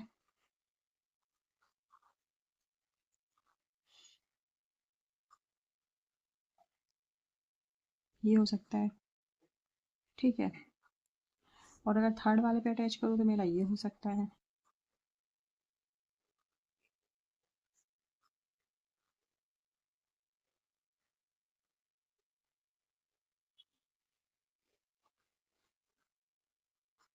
ये हो सकता है। तो आप इनमें देखिए क्या ये तीनों डिफरेंट है, हाँ बिल्कुल डिफरेंट है, इससे अलग कोई प्रोडक्ट नहीं बन सकता। तो टोटल नंबर ऑफ जो आपके कंपाउंड्स है कितने हो सकते हैं, टोटल नंबर ऑफ आपके हो सकते हैं 3। तो ऑप्शन नंबर 4 इसका करेक्ट होगा। क्वेश्चन नंबर 15 है, what amount of bromine will be required to convert 2 gram of phenol into 2,4,6 tribromophenol given molar mass in gram per mole of CHOBr are 12, 1, 16, 80 respectively. तो आपको है कि कितनी अमाउंट चाहिए bromine की, ठीक है, 2 ग्राम ऑफ फिनोल को कन्वर्ट करने के लिए 2,4,6 ट्राइब्रोमोफिनोल को। तो आपको सबसे पहले इसकी रिएक्शन ही पता होना चाहिए। फिनोल क्या होता है, ये होता है, ठीक है। इसकी ब्रोमीन से रिएक्शन कराएंगे तो ये ट्राइब्रोमो प्रोडक्ट बता रहा है। आपको पता है जो OH ग्रुप है ऑर्थो और पैरा डायरेक्टिंग है, तो यहाँ पे आ जाएगा, वो बोल भी रहा है 2 4 6, यहाँ से करेंगे 1 2 3 4 5 6, राइट, 1 2 3 4 5 6। ओके, तो कितनी आपको मॉलिक्यूल की जरूरत पड़ेगी ब्रोमीन की? तो 3 मोल चाहिए आपको। और आपका फर्दर क्या बनेगा, और एक एक जब अटैच होगा तो एक हाइड्रोजन भी तो रिमूव करेगा, तो यहाँ बन जाएगा 3H बस। अब इसने बोला है कि फिनोल कितना लिया गया है, 2 ग्राम। फिनोल कितना लिया गया है आपका, 2 ग्राम। आपको ब्रोमीन की अमाउंट बतानी है, तो आपको बस सबसे पहले फिनोल का क्या पता होना चाहिए, मोलर मास पता होना चाहिए। देखिए फिनोल कैसा होता है, जिनको मोलर मास निकालना नहीं आता वो यहाँ से देख सकते हैं। इसका स्ट्रक्चर कैसा है, इसका स्ट्रक्चर कुछ ऐसा है, ठीक है जी। यहाँ पे क्या है, ये कार्बन हाइड्रोजन, ये भी कार्बन हाइड्रोजन है, ये भी कार्बन हाइड्रोजन है, ये भी कार्बन हाइड्रोजन है। यहाँ पे सिर्फ एक सिंगल कार्बन है, क्योंकि 1 2 3 4 चार वैलेंसी कंप्लीट है। बस इसका आप क्या निकाल लो, मोलर मास निकाल लो। कैसे, कार्बन काउंट करो, कार्बन तो 6 ही है, 1 2 3 4 5 6, C6। हाइड्रोजन कितने हैं, 1 2 3 4 5 6, 6 हाइड्रोजन और 1 ऑक्सीजन है। इसका मोलर मास निकाल लो। कैसे, 6 इंटू 12, क्योंकि कार्बन का मोलर मास कितना होता है 12, प्लस 6 इंटू हाइड्रोजन का 1, प्लस ऑक्सीजन का कितना होता है, ऑक्सीजन का आपको पता है 16 होता है। इनको ऐड कर लो, 12 6 जा 72, प्लस 6 प्लस 16 कितना हुआ, 6 6 12, 12 इंटू 14 1 7 8 एंड 9, तो कितना हुआ 94 ग्राम पर मोल। ये इसका मोलर मास हो गया। अब देखिए 94 ग्राम पर मोल को कितना चाहिए ब्रोमीन ये बनाने के लिए, 94 ग्राम यानी कि एक, आप यहाँ से देखिए कि 1 मोल को कितने चाहिए ब्रोमीन के, ब्रोमीन के चाहिए 3 मोल। ये फिनोल है, ये ब्रोमीन है, 3 मोल चाहिए आपका 1 मोल ऑफ 2,4,6 ट्राइब्रोमो प्रोडक्ट बनाने के लिए, राइट। ये इसकी हमारी कोई ज़रूरत नहीं है कैलकुलेशन में, हमें इन दोनों की ज़रूरत है। 1 मोल में कितने ग्राम हुए, अभी निकाला फिनोल के 94 ग्राम, तो 94 ग्राम को कितना चाहिएगा 3 मोल। अब ब्रोमीन के 1 मोल में कितना होता है, देखो ब्रोमीन का मोलर मास इसमें दिया हुआ है 80, ठीक है, तो Br2 का कितना होगा 160, तो Br2 का अगर आप मैं निकालूँ, ठीक है, तो इसका हो गया 160, और ये कितना है 3 टाइम्स, तो 3 इंटू 160 यानी कि 480 ग्राम, यानी कि 194 ग्राम फिनोल को 480 ग्राम ऑफ ब्रोमीन चाहिए आपका 1 mole of 2,4,6 try bromo product बनाने के लिए। तो हमें कितना चाहिए, 2 ग्राम के लिए निकालना है, क्योंकि क्वेश्चन में कितना पूछा है 2 ग्राम। तो आप यहाँ से अगर निकालें 94 ग्राम को चाहिए, 94 ग्राम फिनोल को चाहिए आपका 480 ग्राम ऑफ ब्रोमीन, ठीक है।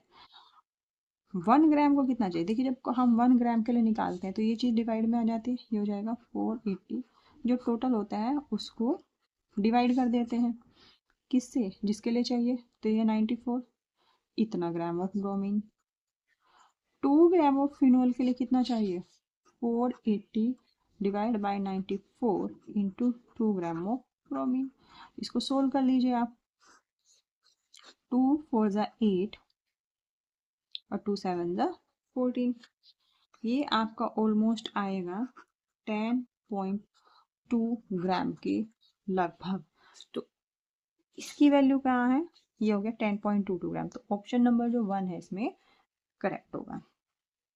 इस क्वेश्चन में आपको बताना है करेक्ट सेट ऑफ आयंस जिसमें सेम कलर हो, ठीक है। तो आपको इनमें से कौन सा ऑप्शन ऐसा है जिसमें सारे आयंस का कलर सेम है। तो देखिए एक चीज़ तो होती है कि आपको इनके कलर पता हो, जैसे Zn2 पॉजिटिव का पता हो, V3 पॉजिटिव का पता हो, या आपको कुछ बेसिक नॉलेज हो कि जो आयंस हैं, आयंस कौन से आयंस है जो कलर देंगे, कौन से आयंस है जो कलर देंगे, जिनमें क्या होना चाहिए, जिनमें होने चाहिए क्या अनपेयर्ड इलेक्ट्रॉन होने चाहिए, तभी आपका जो आयन है वो क्या होगा, कलर्ड होगा, ठीक है, तभी आयन आपका कलर्ड होगा।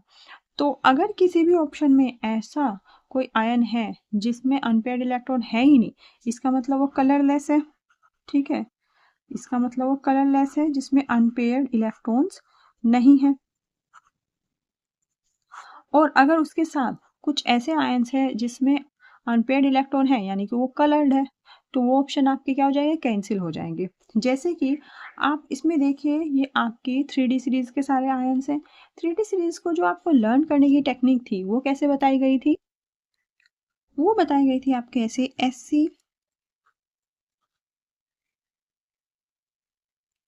एससी तिवारी वो कार में फिर से नहीं क्यों जाता, ऐसे है। अब आपको ये सब चीजें याद रखनी कि 4s2 तो सब में है, तो यहाँ से आप स्टार्ट कीजिए इसको। ठीक है, स्कैंडियम से स्टार्ट करेंगे। इसका होगा 3D1, फिर 3D2, फिर 3D3, 3D4, 3D5, फिर यहाँ पे 3D6, 3D7, 3D8, 3D9 and 3D10। फिर इन सब के साथ क्या है, 4s2, 4s2, 4s2, 4s2, 4s2, 4s2, 4s2, 4s2, 4s2, 4s2 and 4s2। अब इसमें से आपको दो आयंस याद करने हैं स्पेसिफिकली। एक तो क्रोमियम, इसका जो इलेक्ट्रॉनिक कॉन्फ़िगरेशन होता है 3D5, क्योंकि दोनों हाफ फील्ड ज़्यादा स्टेबल होंगे। और कॉपर में आपका होगा 3D10 एंड 4s1। ओके, तो इनका ऐसे होगा। अब आप देखिए, अब यहाँ से देखिए V2 पॉजिटिव क्या होगा, V2 पॉजिटिव में D3 होगा, राइट, इसमें D3 होगा यहाँ पे। ओके, यहाँ पे D3 होगा। फिर आपका है Cr3 पॉजिटिव, Cr3 पॉजिटिव, दो यहाँ से गए, एक D में से जाएगा, तो ये भी D3 हो जाएगा। Mn3 पॉजिटिव, दो यहाँ से एक यहाँ से, तो ये D4 हो जाएगा। ठीक है, तो इनके कलर सेम भी हो सकते हैं, डिफरेंट भी हो सकते हैं, क्योंकि D3 एक जगह D4 हो गया। Zn2 पॉजिटिव देखिए, Zn2 पॉजिटिव में से 4s2, ठीक है, 3D10, 3D10, देखो ये पूरा फुल्ली फिल्ड है, तो ये कलरलेस होगा। यहाँ से आप पता लगा लेंगे कि ये कलरलेस है। ठीक है, V3 पॉजिटिव, V3 पॉजिटिव कैसे, दो यहाँ से एक यहाँ से, तो D2 होगा, तो इसका कोई ना कोई तो कलर होगा।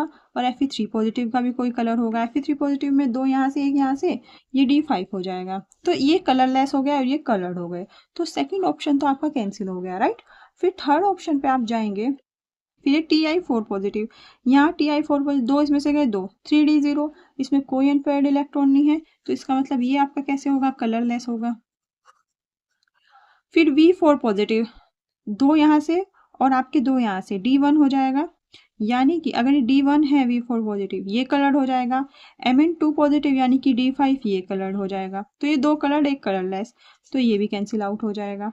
अब ऑप्शन नंबर 4 पे चलिए, Sc3 पॉजिटिव, ये D0 हो गया,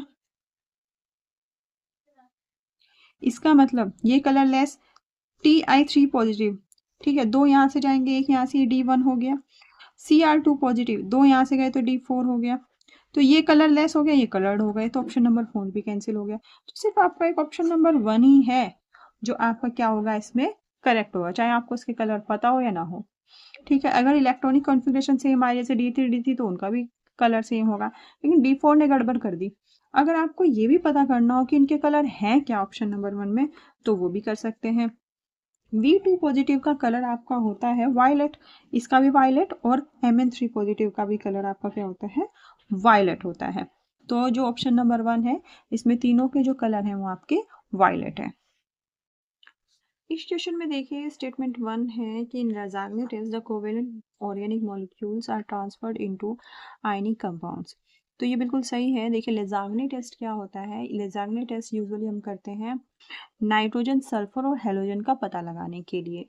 ठीक है, और इसमें क्या करते हैं, जो आपका ऑर्गेनिक कंपाउंड है उसको हम सोडियम मेटल के साथ फ्यूज कर लेते हैं एट हाई टेम्परेचर। टेम्परेचर कितना होना चाहिए, 300 से 350 डिग्री सेंटीग्रेड तक।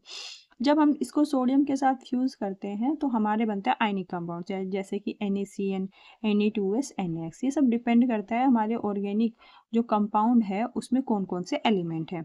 ठीक है, तो अब क्या करते हैं, जैसे ही कन्वर्ट हुए ये हमें इजीली डिटेक्टेबल हो जाते हैं। कैसे, अगर हम इनको पानी में पानी में अगर हम इनको घोलें तो ये वाटर सॉल्युबल होते हैं, क्योंकि आपको पता है जो सोल्ट होता है वो तो कम्प्लीटली डिसोसिएट होता है। तो अगर पानी में हम इनको देखें तो ये कम्प्लीटली अपने आयंस में डिसोसिएट हो जाएंगे। तो उसमें डिफरेंट डिफरेंट कलर के आयंस होंगे, वहाँ से पता लगा लेंगे, या फिर ये प्रेसिपिटेट हो जाएंगे जो एलिमेंट्स है। ठीक है, तो प्रेसिपिटेशन रिएक्शन से हम पता लगा सकते हैं कि कौन कौन से हमारे इसमें एलिमेंट्स है, कौन कौन से हमारे नाइट्रोजन है, सल्फर है, या फिर आपका हेलोजन है। तो आयनिक कंपाउंड्स में चेंज करने का यही कारण होता है, क्योंकि उससे फर्दर जो रिएक्शन है वो इजीली हो जाती है और इजीली ये डिटेक्टेबल हो जाते हैं। नंबर 2 है, इसका नंबर स्टेटमेंट जो 2 है यही थोड़ा सा ट्रिकी है कि the sodium fusion extract of an organic compound having nitrogen and sulphur gives Prussian blue colour with FeSO4 and Na4 FeCN whole 6। देखिए, अगर सोडियम फ्यूजन में आपका नाइट्रोजन और सल्फर दोनों है तो आपका जो एक्सट्रैक्ट है उसमें जो सोडियम फ्यूजन है वो किस फॉर्म में होगा, NaSCN ऐसे होगा। ठीक है, लेकिन जब इसका FeSO4 और इसके साथ रिएक्ट करते हैं तो ये प्रूशियन ब्लू कलर नहीं देता। कैसे? देखिए, सबसे पहले तो अगर आप इस एक्सट्रैक्ट का, अगर आपके कंपाउंड में आपका नाइट्रोजन है तो आप NaCN मान सकते हैं उसको। ठीक है, NaCN की रिएक्शन जब आप Fe2 पॉजिटिव और FeCN होल 6 के साथ करते हैं, यहाँ पे 4 माइनस आ जाएगा, तो ये आपको देगा यहाँ पे कंपाउंड, ये आपको देगा Fe4 FeCN होल 6। ओके, और आपको पता है कि जो ये वाला कंपाउंड है ये कलर होता है प्रूशियन ब्लू। तो जो आपका है ये आपका नाइट्रोजन का टेस्ट डिटेक्ट करता है, जो हमारा बता रहे हैं, सल्फर का टेस्ट डिटेक्ट नहीं करता है। सल्फर के लिए आपको क्या करना है, अलग से अगर आपके कंपाउंड में सल्फर है यानी S2 माइनस है, ठीक है, Na2S बनाएगा। ठीक है, यानी कि S2 माइनस है, इसकी रिएक्शन हम कराते हैं सोडियम नाइट्रोक्लोराइड से।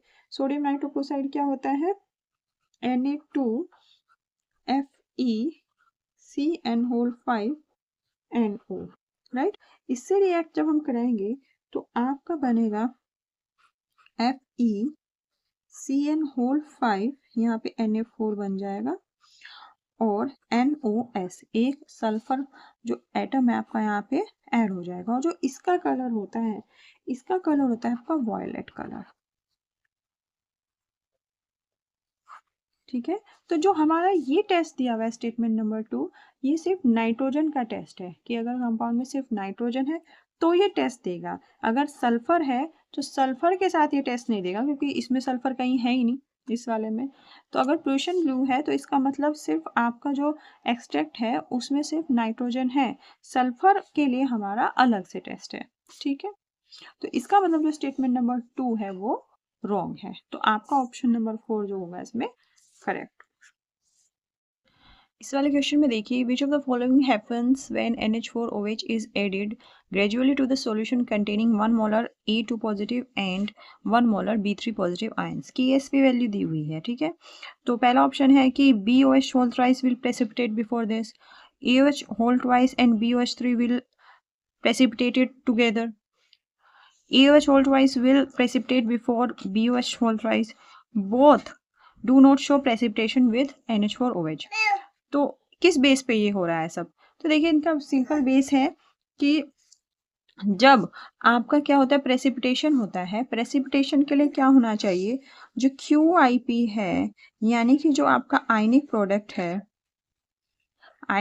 है this should be greater then आपका सॉल्युबिलिटी प्रोडक्ट। ये आपके सॉल्युबिलिटी प्रोडक्ट से ज्यादा होना चाहिए। सॉल्युबिलिटी प्रोडक्ट को हम कैसे लिखते हैं, इसको लिखते हैं हम KSP से। ओके, अब देखिए, आप AOH होल ट्वाइस के लिए आयनिक प्रोडक्ट क्या होगा, तो ये कैसे आपका ब्रेक होगा, A प्लस, ये कैसे ब्रेक होगा, यहाँ पे A2 positive plus 2OH minus. Okay, तो आयनिक प्रोडक्ट हम कैसे लिखते हैं, A2 पॉजिटिव, ओके, और OH माइनस का होल ट्वाइस। ठीक है, इसकी पावर 2 हो जाएगी। ओके, तो इसकी जो वैल्यू है ये तो 1 मोलर दी हुई है, तो यहाँ पे मैं 1 लिख लूंगी, और OH माइनस की मेरे पास मुझे पता नहीं है कितनी होनी चाहिए। ठीक है, सोलिबिलिटी प्रोडक्ट इसका दिया हुआ है 9 × 10⁻⁻10। तो यहाँ से आप OH माइनस की कॉन्सेंट्रेशन निकाल लेंगे। तो यहाँ से आपकी कॉन्सेंट्रेशन आएगी, जब आप इसका स्क्वायर रूट करेंगे तो हो जाएगा 3, और इसको डिवाइड बाई 2 कर देते हैं। आपको पता है 10 की जो पावर होती है स्क्वायर रूट निकालने के लिए उसको डिवाइड बाई 2 कर देते हैं। तो जाएगा डिवाइड बाई 2 करके आ जाएगा 3 × 10⁻⁵। इसी तरह मैं BOH का होल थ्राइस के लिए निकालूंगी। वो कैसे ब्रेक होगा, B3 पॉजिटिव एंड 3 कैसे ब्रेक होगा, B3 positive plus 3 OH minus.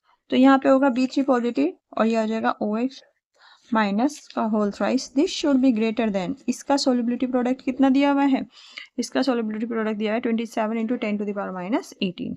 तो यहाँ पे वैल्यू रख देंगे 27 × 10⁻18। तो इसकी भी मेरी कॉन्सेंट्रेशन 1 मोलर दी हुई है, तो यहाँ लिख लेंगे 1 मोलर। और फिर आपका आ जाएगा यहाँ पे, इसकी मुझे निकालनी है, राइट। ये हो जाएगा 27 × 10⁻18। या फिर अगर मुझे इसकी कॉन्सेंट्रेशन निकालनी है, ये आपका आएगा क्यूब रूट ऑफ 27 × 10⁻18।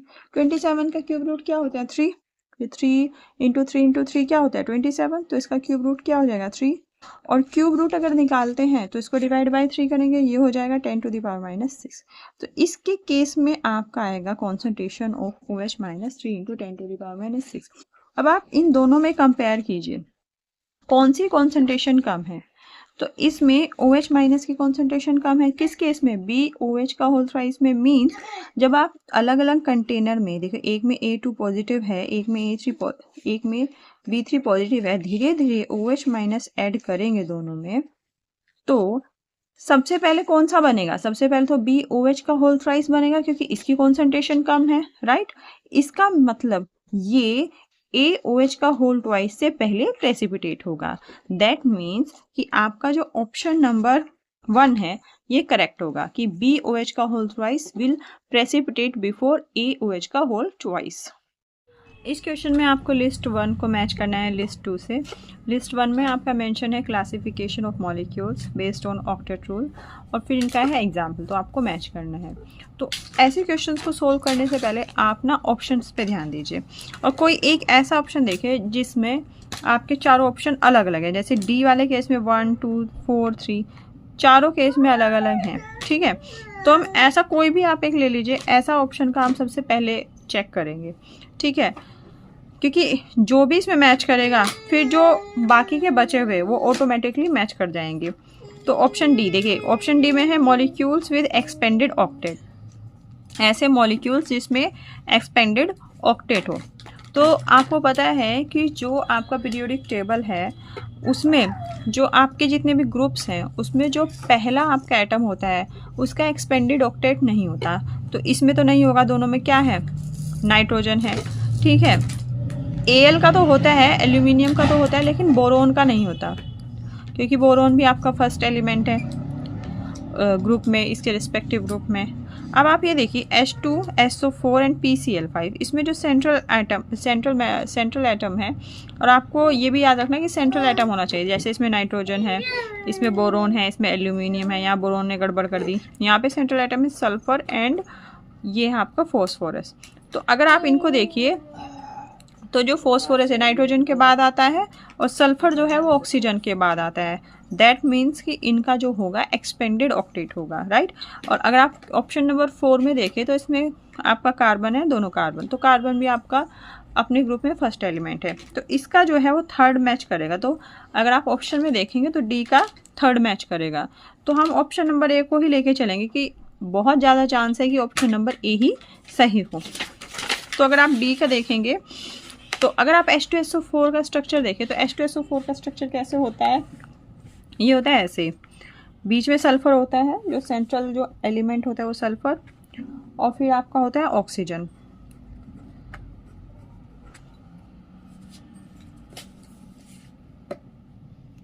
फिर यहाँ पे ऑक्सीजन, यहाँ पे ऑक्सीजन, और इनसे क्या अटैच है, हाइड्रोजन। ओके अब देखिए एक्सटेंडेड ऑक्टेट कैसे, H2SO4, राइट, बिल्कुल कंप्लीट हो गया। तो एक्सपेंडेड ऑक्टेट कैसे हो गया, 2 इलेक्ट्रॉन यहाँ 2 to 4, 4 इलेक्ट्रॉन ये हुए और यहाँ पे कितने 2 to 4, 4 इलेक्ट्रॉन यहाँ से हुए, 4 इलेक्ट्रॉन इन दोनों के हुए और 4 इलेक्ट्रॉन यहाँ से हुए। तो कितने टोटल इलेक्ट्रॉन हुए, ये इलेक्ट्रॉन हुए आपके 12 इलेक्ट्रॉन। वैसे कितना होना चाहिए 8 इलेक्ट्रॉन, लेकिन 12 इलेक्ट्रॉन हो रहे हैं। इसका मतलब ये इसने अपना जो ऑक्टेट है वो एक्सपेंड किया है, राइट। अब PCl5 में देखिए, PCl5 को आप ऐसे बनाएंगे, क्लोरीन क्लोरीन, यहाँ पे क्लोरीन, एक क्लोरीन ऐसे, एक क्लोरीन ऐसे। तो यहाँ पे कितने इलेक्ट्रॉन्स जा रहे हैं, 2 to 4 to 6 to 8 to 10, 10 electron. तो यहाँ पे 10 इलेक्ट्रॉन जा रहे हैं। इसका मतलब इसने भी अपना, फॉस्फोरस ने भी अपना ऑक्टेट क्या है, एक्सटेंड किया है। तो डी का तो थर्ड मैच करेगा। अब सी का, डी बिल्कुल सही गया। सी का देखिए, molecules with incomplete octet with odd electron. तो जब भी ऐसा आए तो आप जो नाइट्रोजन ग्रुप के एलिमेंट्स है उसमें चेक कीजिए एकदम सीधा। तो नाइट्रोजन में देखिए, अगर आप NO को ड्रॉ करेंगे तो NO का स्ट्रक्चर कैसे होगा, नाइट्रोजन NO एंड NO2, इसका स्ट्रक्चर कैसे होगा। इसमें नाइट्रोजन ऑक्सीजन के साथ 2 बॉन्ड बनाएगा, ठीक है, क्योंकि जैसे ही 2 बॉन्ड बनेंगे ऑक्सीजन का तो ऑक्टेट पूरा हो जाएगा, 2 to 4 to 6 to 8, तो 2 बॉन्ड और यहाँ पे इसके 3 इलेक्ट्रॉन क्या हो जाएंगे, फ्री हो जाएंगे। इसी तरह से NO2 का जो स्ट्रक्चर है वो कैसे बनेगा, NO2 का ऐसे बनेगा और 1 इलेक्ट्रॉन इसका रह जाएगा। तो यहाँ पे 1 इलेक्ट्रॉन है और यहाँ पे 3 इलेक्ट्रॉन है, जो कि क्या है, ओड इलेक्ट्रॉन्स हैं। तो आपका ऑप्शन नंबर सी का आपका जो बनेगा वो बनेगा फर्स्ट। तो अब तो ऑलमोस्ट क्लियर हो गया है कि ऑप्शन नंबर ए ही जा रहा है। अब बी का देखिए, मॉलिक्यूल्स विद इनकम्प्लीट ऑक्टेट। तो बी का क्या आपका ऑप्शन होगा, molecules with incomplete octet. Incomplete octet किस में होगा, तो इसमें सेकंड बता रहा है, इसको चेक करते हैं। BCl3, तो बोरोन का आपको पता है, बोरोन के आउटर मोस्ट शेल में कितने इलेक्ट्रॉन होते हैं, 3। तो बोरोन ऐसे क्लोरीन के साथ क्या करेगा, रिएक्ट करेगा। तो इसमें कितने हैं, इसमें 6 इलेक्ट्रॉन है, होने चाहिए कितने, 8 इलेक्ट्रॉन। तो इनकम्प्लीट यही है। इसी तरह AlCl3, Al के पास भी 3 इलेक्ट्रॉन होते हैं और इसके भी मतलब बॉन्ड बनाने के बाद भी कितने इलेक्ट्रॉन होंगे, AlCl3 में भी, इसमें भी कितने होंगे, इसमें भी 6 होंगे। इसका मतलब इनकम्प्लीट ऑक्टेट किस वाले ऑप्शन में है, इनकम्प्लीट ऑक्टेट है आपका सेकंड वाले ऑप्शन में। और ए का हो गया 4, मॉलिक्यूल्स ओबेइंग ऑक्टेट रूल। तो इसमें है CCl4 एंड CO2। CCl4 का जो आपका स्ट्रक्चर होता है वो कैसा होता है, ऐसे टेट्राहेड्रल स्ट्रक्चर होता है। तो आप देखिए 2 to 4 to 6 to 8, 8 इलेक्ट्रॉन, तो इसका भी ऑक्टेट कंप्लीट है। और सेकंड है आपका CO2 का स्ट्रक्चर कैसे होता है, ये इसमें देखिए 2 to 4 to 6 to 8, इसका भी 8 इलेक्ट्रॉन कंप्लीट है। तो इसका मतलब ऑप्शन नंबर जो 1 है इसका कौन सा बैठेगा, इसका बैठेगा ऑप्शन नंबर 4। तो आपका ऑप्शन नंबर 1 ही इसका क्या होगा, करेक्ट आंसर। इस क्वेश्चन में आपको बताना है कि इनमें से कौन सा हिंसबर्ग रिएजेंट के साथ रिएक्ट करेगा, ठीक है। तो सबसे पहले तो आपको यही पता होना चाहिए कि हिंसबर्ग रिएजेंट क्या होता है। हिंसबर्ग रिएजेंट होता है आपका बेंजीन सल्फोनिल क्लोराइड। तो बेंजीन सल्फोनिल क्लोराइड का स्ट्रक्चर कैसे होता है, तो आपका जो हिंसबर्ग रिएजेंट होता है बेंजीन सल्फोनिल क्लोराइड, और ये उसी के साथ रिएक्ट करेगा। देखिए ये किसके साथ रिएक्ट करता है, जो आपका अमोनिया ग्रुप होता है, यानी कि अमोनिया में जो आपका अमीन ग्रुप होता है, ठीक है। अमीन ग्रुप के पास मिनिमम 1 हाइड्रोजन तो होना ही चाहिए, तब ये रिएक्ट करेगा, क्योंकि ये HCl क्या कर देता है, रिमूव कर देता है रिएक्ट करके। तो अब देखिए किस किस में है, तो ए में है NH2, ठीक है, नाइट्रोजन के पास 1 हाइड्रोजन है, इसके पास नहीं है तो बी वाला रिएक्ट नहीं करेगा, ये सी वाला कर देगा, इसमें भी NH2 है। डी वाले के पास नहीं है, नाइट्रोजन के पास हाइड्रोजन, डी वाला भी नहीं करेगा, और ई वाला भी कर देगा क्योंकि नाइट्रोजन के पास हाइड्रोजन है। तो ए करेगा आपका, सी करेगा आपका, और ई करेगा, ठीक है। तो इसने बोला है कौन कौन से करेंगे, हाँ, तो ऑप्शन नंबर 4 में आ रहा है कि ऑप्शन नंबर 4 इसका करेक्ट जाएगा, ए, सी और ई कर देगा। इसकी रिएक्शन कैसे होगी, एक रिएक्शन करके दिखा दे, जैसे CH3 NH2 से रिएक्ट अगर आप करें तो यहाँ पे आपका ये बेंजीन सल्फोनिल क्लोराइड के साथ अगर आप रिएक्शन करेंगे तो क्या बनेगा, ये बनेगा CH3 NH और यहाँ पे बनेगा आपका ये HCl रिमूव हो जाएगा और इससे कनेक्ट हो जाएगा आपका ये वाला ग्रुप और प्लस HCl। ठीक है, तो आपको पता चल गया। तो कौन कौन से रिएक्ट करेंगे, A, C and E। Question number 21 देखिए, if 1 milli molar solution of ethyl amine produces pH is equal to 9, then the ionisation constant Kb of ethyl amine is 10 to the power - x। The value of x is, आपको nearest integer में बताना है, और इसने दिया है कि the degree of ionisation of ethyl amine can be neglected with respect to unity. देखिए इथाइल अमीन क्या होता है, इथाइल अमीन होता है C2H5NH2, राइट। तो जब इसकी रिएक्शन वाटर से करते हैं तो ये क्या बनाएगा, C2H5, वाटर अपना क्या कर देगा, एक H आयन इसको दे देगा और यहाँ पे बन जाएगा OH-, राइट। अब आपको पता है इसकी इनिशियल जो आपकी कॉन्सेंट्रेशन है वो कितनी है, 10 to the power - 3 मोलर, क्योंकि एक मिली मोलर में कितने मोलर होते हैं, 10 to the power - 3 मोलर। किसी भी टर्म्स के पहले अगर मिली आ जाए तो उसमें आप 10 to the power - 3 से मल्टीप्लाई कर दो, राइट। तो उस चीज़ की यूनिट आ जाती है। जैसे मिलीमीटर, मिलीमीटर को अगर आपको मीटर में बनना चेंज करना है तो आप उसमें 10 to the power - 3 से मल्टीप्लाई कर दीजिए। तो चलिए यहाँ से चलते हैं। फिर क्या होगा, जब ये डिसोसिएट होगा तो ऐसे होगा, ये क्या होगा, C है तो इसमें से C अल्फ़ा और C अल्फ़ा आपका क्या होगा, C अल्फ़ा आपका कॉन्सेंट्रेशन कम होगी, C यहाँ से कॉमन लेंगे तो यहाँ बचेगा 1 - अल्फ़ा, यहाँ C अल्फ़ा, ये C अल्फ़ा। अब इसने बोला है कि जो डिग्री ऑफ आयनाइजेशन है वो आपको क्या करना है, इथाइल अमीन की नेग्लेक्ट करनी है विद रिस्पेक्ट टू यूनिटी।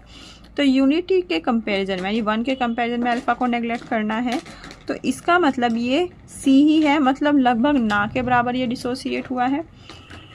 यहाँ पे C अल्फ़ा और C अल्फ़ा। अब इसने कहा जब ये डिसोसिएट हो जाता है तो जो आपके सॉल्यूशन की जो pH है वो 9 हो जाती है। आपको पता है कि pH प्लस POH की वैल्यू कितनी होती है, 14।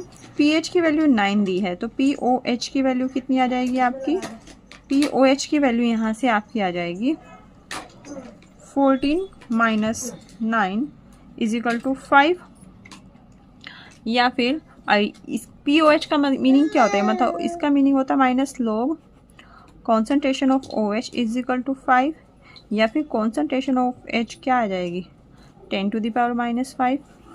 यानी अगर कॉन्सेंट्रेशन ऑफ OH कितनी है आपकी यहाँ पे after dissociation 10 to the power - 5, इसकी भी 10 to the power - 5 ही होगी, ओके, क्योंकि स्टोइकियोमेट्रिक कोफिशिएंट तो दोनों का क्या है, सेम है। तो Kb क्या होगा, Kb आपका होगा C2H5 concentration after dissociation, this into concentration of OH- divided by C2H5NH2। अब इनकी वैल्यू रख देंगे, यहाँ पे इसकी वैल्यू क्या होगी 10 to the power - 5 इंटू इसकी वैल्यू होगी 10 to the power - 5, और C2H5NH2 की वैल्यू कितनी होगी 10 to the power - 3। तो ये आपका आएगा 10 to the power - 10 divide by 10 to the power - 3, इसकी वैल्यू आएगी आपकी 10 to the power - 7। तो x की वैल्यू कितनी होगी, x की वैल्यू होगी आपकी 7। इस क्वेश्चन में है, during sulphur estimation 160 milligram of an organic compound gives 466 milligram of barium sulphate. आपका ऑर्गेनिक कंपाउंड है, उसकी जो अमाउंट है वो है 160 मिलीग्राम, और ये हमें दे रहा है बेरियम सल्फेट दे रहा है कितना, आपका 466 मिलीग्राम। तो आपको परसेंटेज ऑफ सल्फ़र बतानी है, ये आपको बहुत ध्यान रखना है किस चीज़ का क्या पूछ रहा है। तो सल्फ़र पूछ रहा है तो आप कैसे निकालेंगे, देखिए परसेंटेज ऑफ सल्फ़र निकालने के लिए आपको मास पता होना चाहिए सल्फ़र का, ठीक है, और जो गिवन मास है कंपाउंड का, given mass of organic compound, ठीक है। परसेंटेज कैसे निकालते हैं कि जो आपका मास है डिवाइडेड बाय टोटल इंटू 100। अब मास कैसे निकालेंगे, मास हम निकालेंगे BaSO4 की हेल्प से। तो देखिए जब आपको 466 मिलीग्राम BaSO4 मिला तो इसमें सल्फ़र के कितने एटम है, 1। अगर 466 मिलीग्राम, इसका मतलब जितना अगर मैं मास निकालूं, नंबर ऑफ मोल्स निकालूं BSO4 के, तो जितने नंबर ऑफ मोल्स BSO4 के होंगे उतने ही नंबर ऑफ मोल्स सल्फर के होंगे। ठीक है, तो मैं नंबर ऑफ मोल्स BSO4 के निकाल लूँगी। इसी तरह अगर आपको ऑक्सीजन के नंबर ऑफ मोल्स निकालने हैं, जितने नंबर ऑफ मोल्स BSO4 के होंगे ऑक्सीजन के कितने होंगे 4 टाइम्स, लेकिन सल्फर का तो मेरा एक ही एटम है तो नंबर ऑफ मोल्स उतने ही होंगे। तो BSO4 के नंबर ऑफ मोल्स अगर मैं निकालूं तो हो जाएगा मास मेरा BSO4 का 466 मिलीग्राम गिवन है, तो 466 मिलीग्राम। और इसका मोलर मास आप कैसे निकालोगे? मोलर मास आप यहाँ से निकालोगे जो डेटा गिवन है, तो यहाँ से आपका क्या निकल जाएगा मोलर मास। तो BSO4 का मोलर मास कैसे निकालेंगे? बेरियम का 137, सल्फर का 32 और ऑक्सीजन का कितना होता है 16 इंटू 4, इसकी वैल्यू आएगी 233 ग्राम पर मोल। यहाँ लिख लेंगे 233 ग्राम पर मोल। इसको सोल्व करेंगे, इसकी वैल्यू आएगी 2। लेकिन आप अगर ऊपर देखेंगे जो ऊपर वाला मास है वो मेरा मिलीग्राम में है, तो ये क्या आएगी मिली मोल। तो ये जो हमारे आएंगे मिली मोल आएंगे। तो अगर मुझे सल्फर का मास निकालना हो तो सल्फर का मास मैं कैसे निकालूंगी? Number of millimoles into molar mass of sulphur, तो नंबर ऑफ मिली मोल्स तो ये हुए 2 मिली मोल। और मोलर मास कितना हुआ इसका? मोलर मास सल्फर का 32 होता है, यानी ग्राम पर मोल। तो ये आप क्या आएंगे 32 इंटू 2 यानी 64 मिलीग्राम।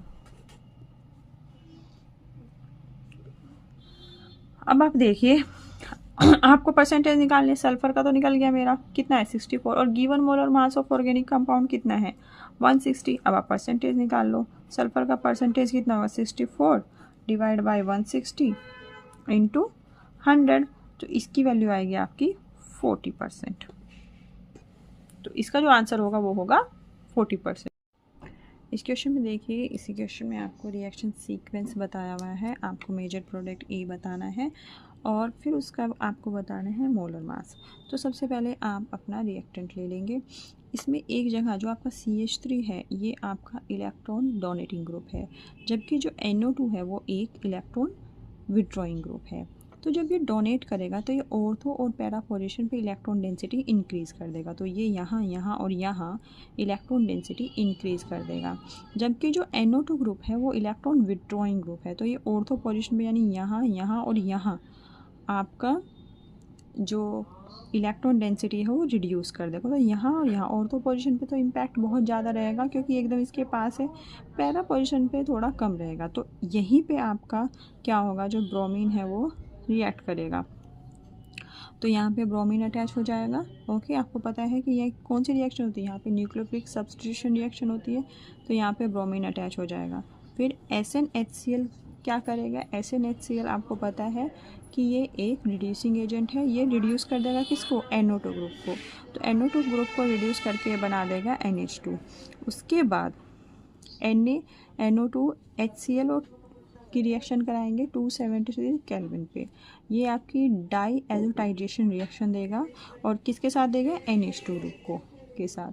NH2 ग्रुप को किस में चेंज कर देगा, ये N2Cl ग्रुप में चेंज कर देगा। फिर आपको पता है ये बहुत अच्छा रिमूविंग ग्रुप है, मतलब बहुत इजीली आप थोड़ा सा भी कुछ डालेंगे एकदम से रिमूव हो जाएगा। तो आपने एसिड डाला इसमें H3PO2 वाटर के प्रेजेंस में, एसिड आपको H+ देगा और H+ यहाँ अटैच हो जाएगा, ये आपका क्या हो जाएगा रिमूव हो जाएगा। तो आपको फाइनली ये प्रोडक्ट मिलेगा। ये क्या है आपका C7, देखिए कार्बन ये है और 6 यहाँ है, C7H7 3 हाइड्रोजन यहाँ पे और 4 ये पे हैं, तो 4 and 3 7, और ये हो गया ब्रोमीन। अब आप इनका मोलर मास निकाल लोगे, 7 × 12, कार्बन का 12 होता है प्लस 7 × 1, हाइड्रोजन का 1 होता है प्लस ब्रोमीन का 8, ये आपको सब इसमें गिवन है। फिर है इसकी जो टोटल वैल्यू आएगी इसकी 171 ग्राम पर मोल। तो जो आपका फिल इन द ब्लैंक है यहाँ पे आएगा आपका वैल्यू 171। इस क्वेश्चन में देखिए, for the thermal decomposition of N2O5 at constant volume the following table can be form. देखिए थर्मल डीकम्पोजिशन का साइन ये होता है, जब t = 0 है तो टोटल प्रेशर 0.6 है, और जब t = 100 सेकेंड है तो टोटल प्रेशर x है। आपको x की वैल्यू बतानी है। जब t = 0 है तो सारा प्रेशर इस गैस की वजह से होगा, तो 0.6 सारा इसी की वजह से होगा। ये तो आपके प्रोडक्ट अभी बने ही नहीं हैं। 100 सेकंड के बाद आपके धीरे धीरे प्रोडक्ट बन जाएंगे, कुछ ये बनेगा कुछ ये बनेगा। तो अगर 2 मोल्स है तो 2 मोल्स इसके बनेंगे और 1 मोल इसका बना। तो सपोज इसका प्रेशर में जो रिडक्शन आया हुआ एक्स आया, तो इसमें कितना इंक्रीज होगा, एक्स उसी रेशियो में होगा, एक्स एक्स। और सिंस इसका रेशियो इन दोनों के रेशियो से हाफ है, ये 1 मोल है ये 2 मोल है, तो यहाँ पे जो आपका प्रेशर जनरेट होगा ऑक्सीजन की वजह से वो x/2 एटमोसफियर होगा, राइट। तो एट 100 सेकेंड आपका पी टोटल कितना होगा, तो पी टोटल आपका होगा 100 सेकेंड में this plus this plus this and 0.6 minus x plus x/2, ये कैंसिल हो जाएंगे, ये हो जाएगा 0.6 प्लस x/2, राइट। अब आपको देखो, अब आपको रेट कांस्टेंट ये दिया है, इसमें देखिए रेट कांस्टेंट की यूनिट क्या है, सेकेंड इनवर्स, यानी कि जो रिएक्शन है ये फर्स्ट ऑर्डर रिएक्शन है, ठीक है। और फर्स्ट ऑर्डर रिएक्शन के लिए क्या आपकी समीकरण होती है, ART is equal to 2.303 log PT upon PT minus x. PT शुरुआत में तो टोटल प्रेशर 0.6 है, टोटल प्रेशर तो 0.6 है, तो इसको कैसे लिखेंगे, KRT is equal to 2.303 log, तो ये है 0.6 divide by 0.6 minus x, right.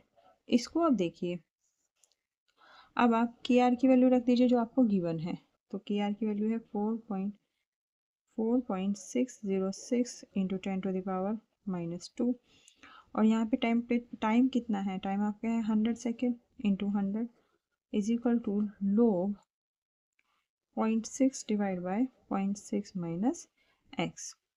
और यहाँ पे आपकी एक टर्म और है 2.303, इसको मैं यहाँ डिवाइड में लिख सकती हूँ, ठीक है। अब देखिए तो ये 2 टाइम्स हो जाएगा, और 10⁻⁻2 और 10⁻+2 कितना हो जाएगा 1, तो यहाँ की क्या वैल्यू आएगी, इसकी आएगी 2 is equal to log 0.6 upon 0.6 minus x. आपको पता है ये 10 बेस पे है log, तो जब अगर मैं इसका log रिड्यूस करूँ तो ये क्या हो जाएगा 10⁻2, ये 10 यहाँ आ जाएगा और ये पावर में चला जाएगा और ये इक्वल हो जाएगा 0.6 अपॉन 0.6 माइनस एक्स। जब आप इसको सोल्व करोगे तो आपकी x की वैल्यू आएगी 0.594, तो पी टोटल कितना आपका हो जाएगा, पी टोटल हो जाएगा जब रिएक्शन हो जाएगी आपकी, यहाँ से देखिए ये रहा पी टोटल 0.6 प्लस एक्स की वैल्यू 0.594 डिवाइड बाई 2, ये हो जाएगा आपका 0.897 एटमॉस्फेयर, या फिर आप इसको लिख सकते हो 897 इंटू 10⁻⁻3 एटमॉस्फेयर। तो आप यहाँ पे कंफ्यूज नहीं करेंगे कि x की वैल्यू, ये x की वैल्यू निकाल दी तो यहाँ पे इसको आप 594 इंटू 10⁻⁻3 करके, नो ये नहीं है। पी टोटल पूछा है कि 100 सेकंड के बाद जो आपका पी टोटल हुआ, जो 100 सेकंड के बाद जो पी टोटल हुआ उसकी वैल्यू इसने x दी है, ठीक है। तो ये पी टोटल आपको बताना है, या आपको कन्फ्यूज़न ना हो तो आप इस x की जगह कुछ भी लिख सकते हैं, इस x की जगह आप y लिख लो, ये कुछ भी लिख लो, ठीक है, तो आपको कन्फ्यूज़न नहीं होगा। ये पी टी यहाँ पे x है, राइट। तो आपका पी टी की वैल्यू आई 897, तो यहाँ पे आप वैल्यू पुट कर दोगे 897, जो अप्रोक्सीमेटली आपकी हो जाएगी 900 इंटू 10⁻⁻3 एटमॉस्फेयर। तो यहाँ पे मैंने x इसीलिए लिखा है ताकि जो कन्फ्यूज़न जनरेट हो सकता है, जो आप गलती कर सकते हो वो ना करें। ये x और ये x डिफरेंट है, ये x तो रिडक्शन इन प्रेशर है, और जबकि आपसे पूछा है पी टोटल, क्योंकि टोटल प्रेशर एट 100 सेकेंड है x, राइट। तो आई होप आपको क्लियर हो गया होगा। तो इसकी वैल्यू आएगी आपकी 897 इंटू 10⁻⁻3 एटमॉस्फेयर। इस क्वेश्चन को देखिए, the standard enthalpy and standard entropy of decomposition of N2O4 to NO2, देखो decomposition of N2O4 into NO2 कैसे, तो 2 NO2 हो जाता है ये, राइट, आर 55 किलो जूल पर मोल। तो सिंस देखो पहले स्टैंडर्ड एंथैल्पी बोला है तो इसका मतलब ये एंथैल्पी की वैल्यू है। तो डेल एच की वैल्यू आपको दी हुई है 55 किलो जूल पर मोल, राइट। फिर है standard enthalpy, entropy of decomposition. तो स्टैंडर्ड है तो आप इसको कैसे डिनोट करोगे, यहाँ पे नोट लगा लोगे, ठीक है। और एंट्रोपी आपकी स्टैंडर्ड हो जाएगी, कितनी है 175 जूल पर केल्विन मोल। तो ये हो जाएगी 175 जूल पर kelvin mole. The standard free energy change, तो आपको डेल जी नोट आपको पूछा है for this reaction at 25 degree centigrade. T की वैल्यू दी है 25 डिग्री सेंटीग्रेड। इसको आप बदल लीजिए किस में, केल्विन में। तो हम इसको बदल लेते हैं किस में, केल्विन में। ये हो जाएगा 5 and 3 8, 7 2 9 और 2 298 केल्विन। और फिर है इन जूल पर मोल, जूल पर मोल में पूछा है और नियरेस्ट इंटीजर में पूछा है। तो आपको बस सिंपल सा रिलेशन पता होना चाहिए, ठीक है। एक रिलेशन पता होना चाहिए क्या, कि डेल एच होता है डेल डेल जी नोट होता है is equal to del H naught minus T into del H naught. बस इसमें वैल्यू पुट कर दो। बस इसमें ट्रिक ये है कि देखिए ये जूल किलो जूल में दे दिया, ये जूल में दिया है, और आपको डेल जी भी जूल में ही पूछ रहा है। तो इसको भी किस में चेंज कर लो, इसको भी जूल में चेंज कर लो। तो इसको जब जूल में चेंज करोगे कितना आएगा 55,000 जूल पर मोल, क्योंकि 1 किलो जूल में कितने जूल होते हैं 1000। तो डेल जी की वैल्यू हमको निकालना है, राइट।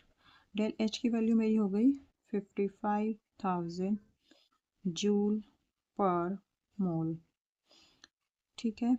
फिर माइनस टेम्परेचर मेरा है 298 केल्विन इंटू डेल एस की वैल्यू है मेरी 175 जूल पर केल्विन मोल। देखिए यहाँ से मैं इनको लिख लूँ ताकि आपको यूनिट में कोई कन्फ्यूजन हो। देखो केल्विन से केल्विन कैंसिल हो गया, ये भी जूल पर मोल, ये भी जूल पर मोल, और पूछा भी किस में है, जूल पर मोल में।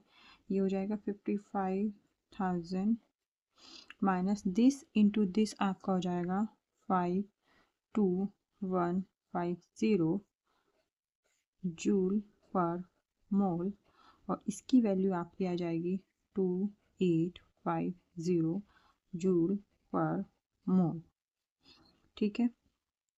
तो आपका जो फिल इन द ब्लैंक है यहाँ पे आएगा 2850।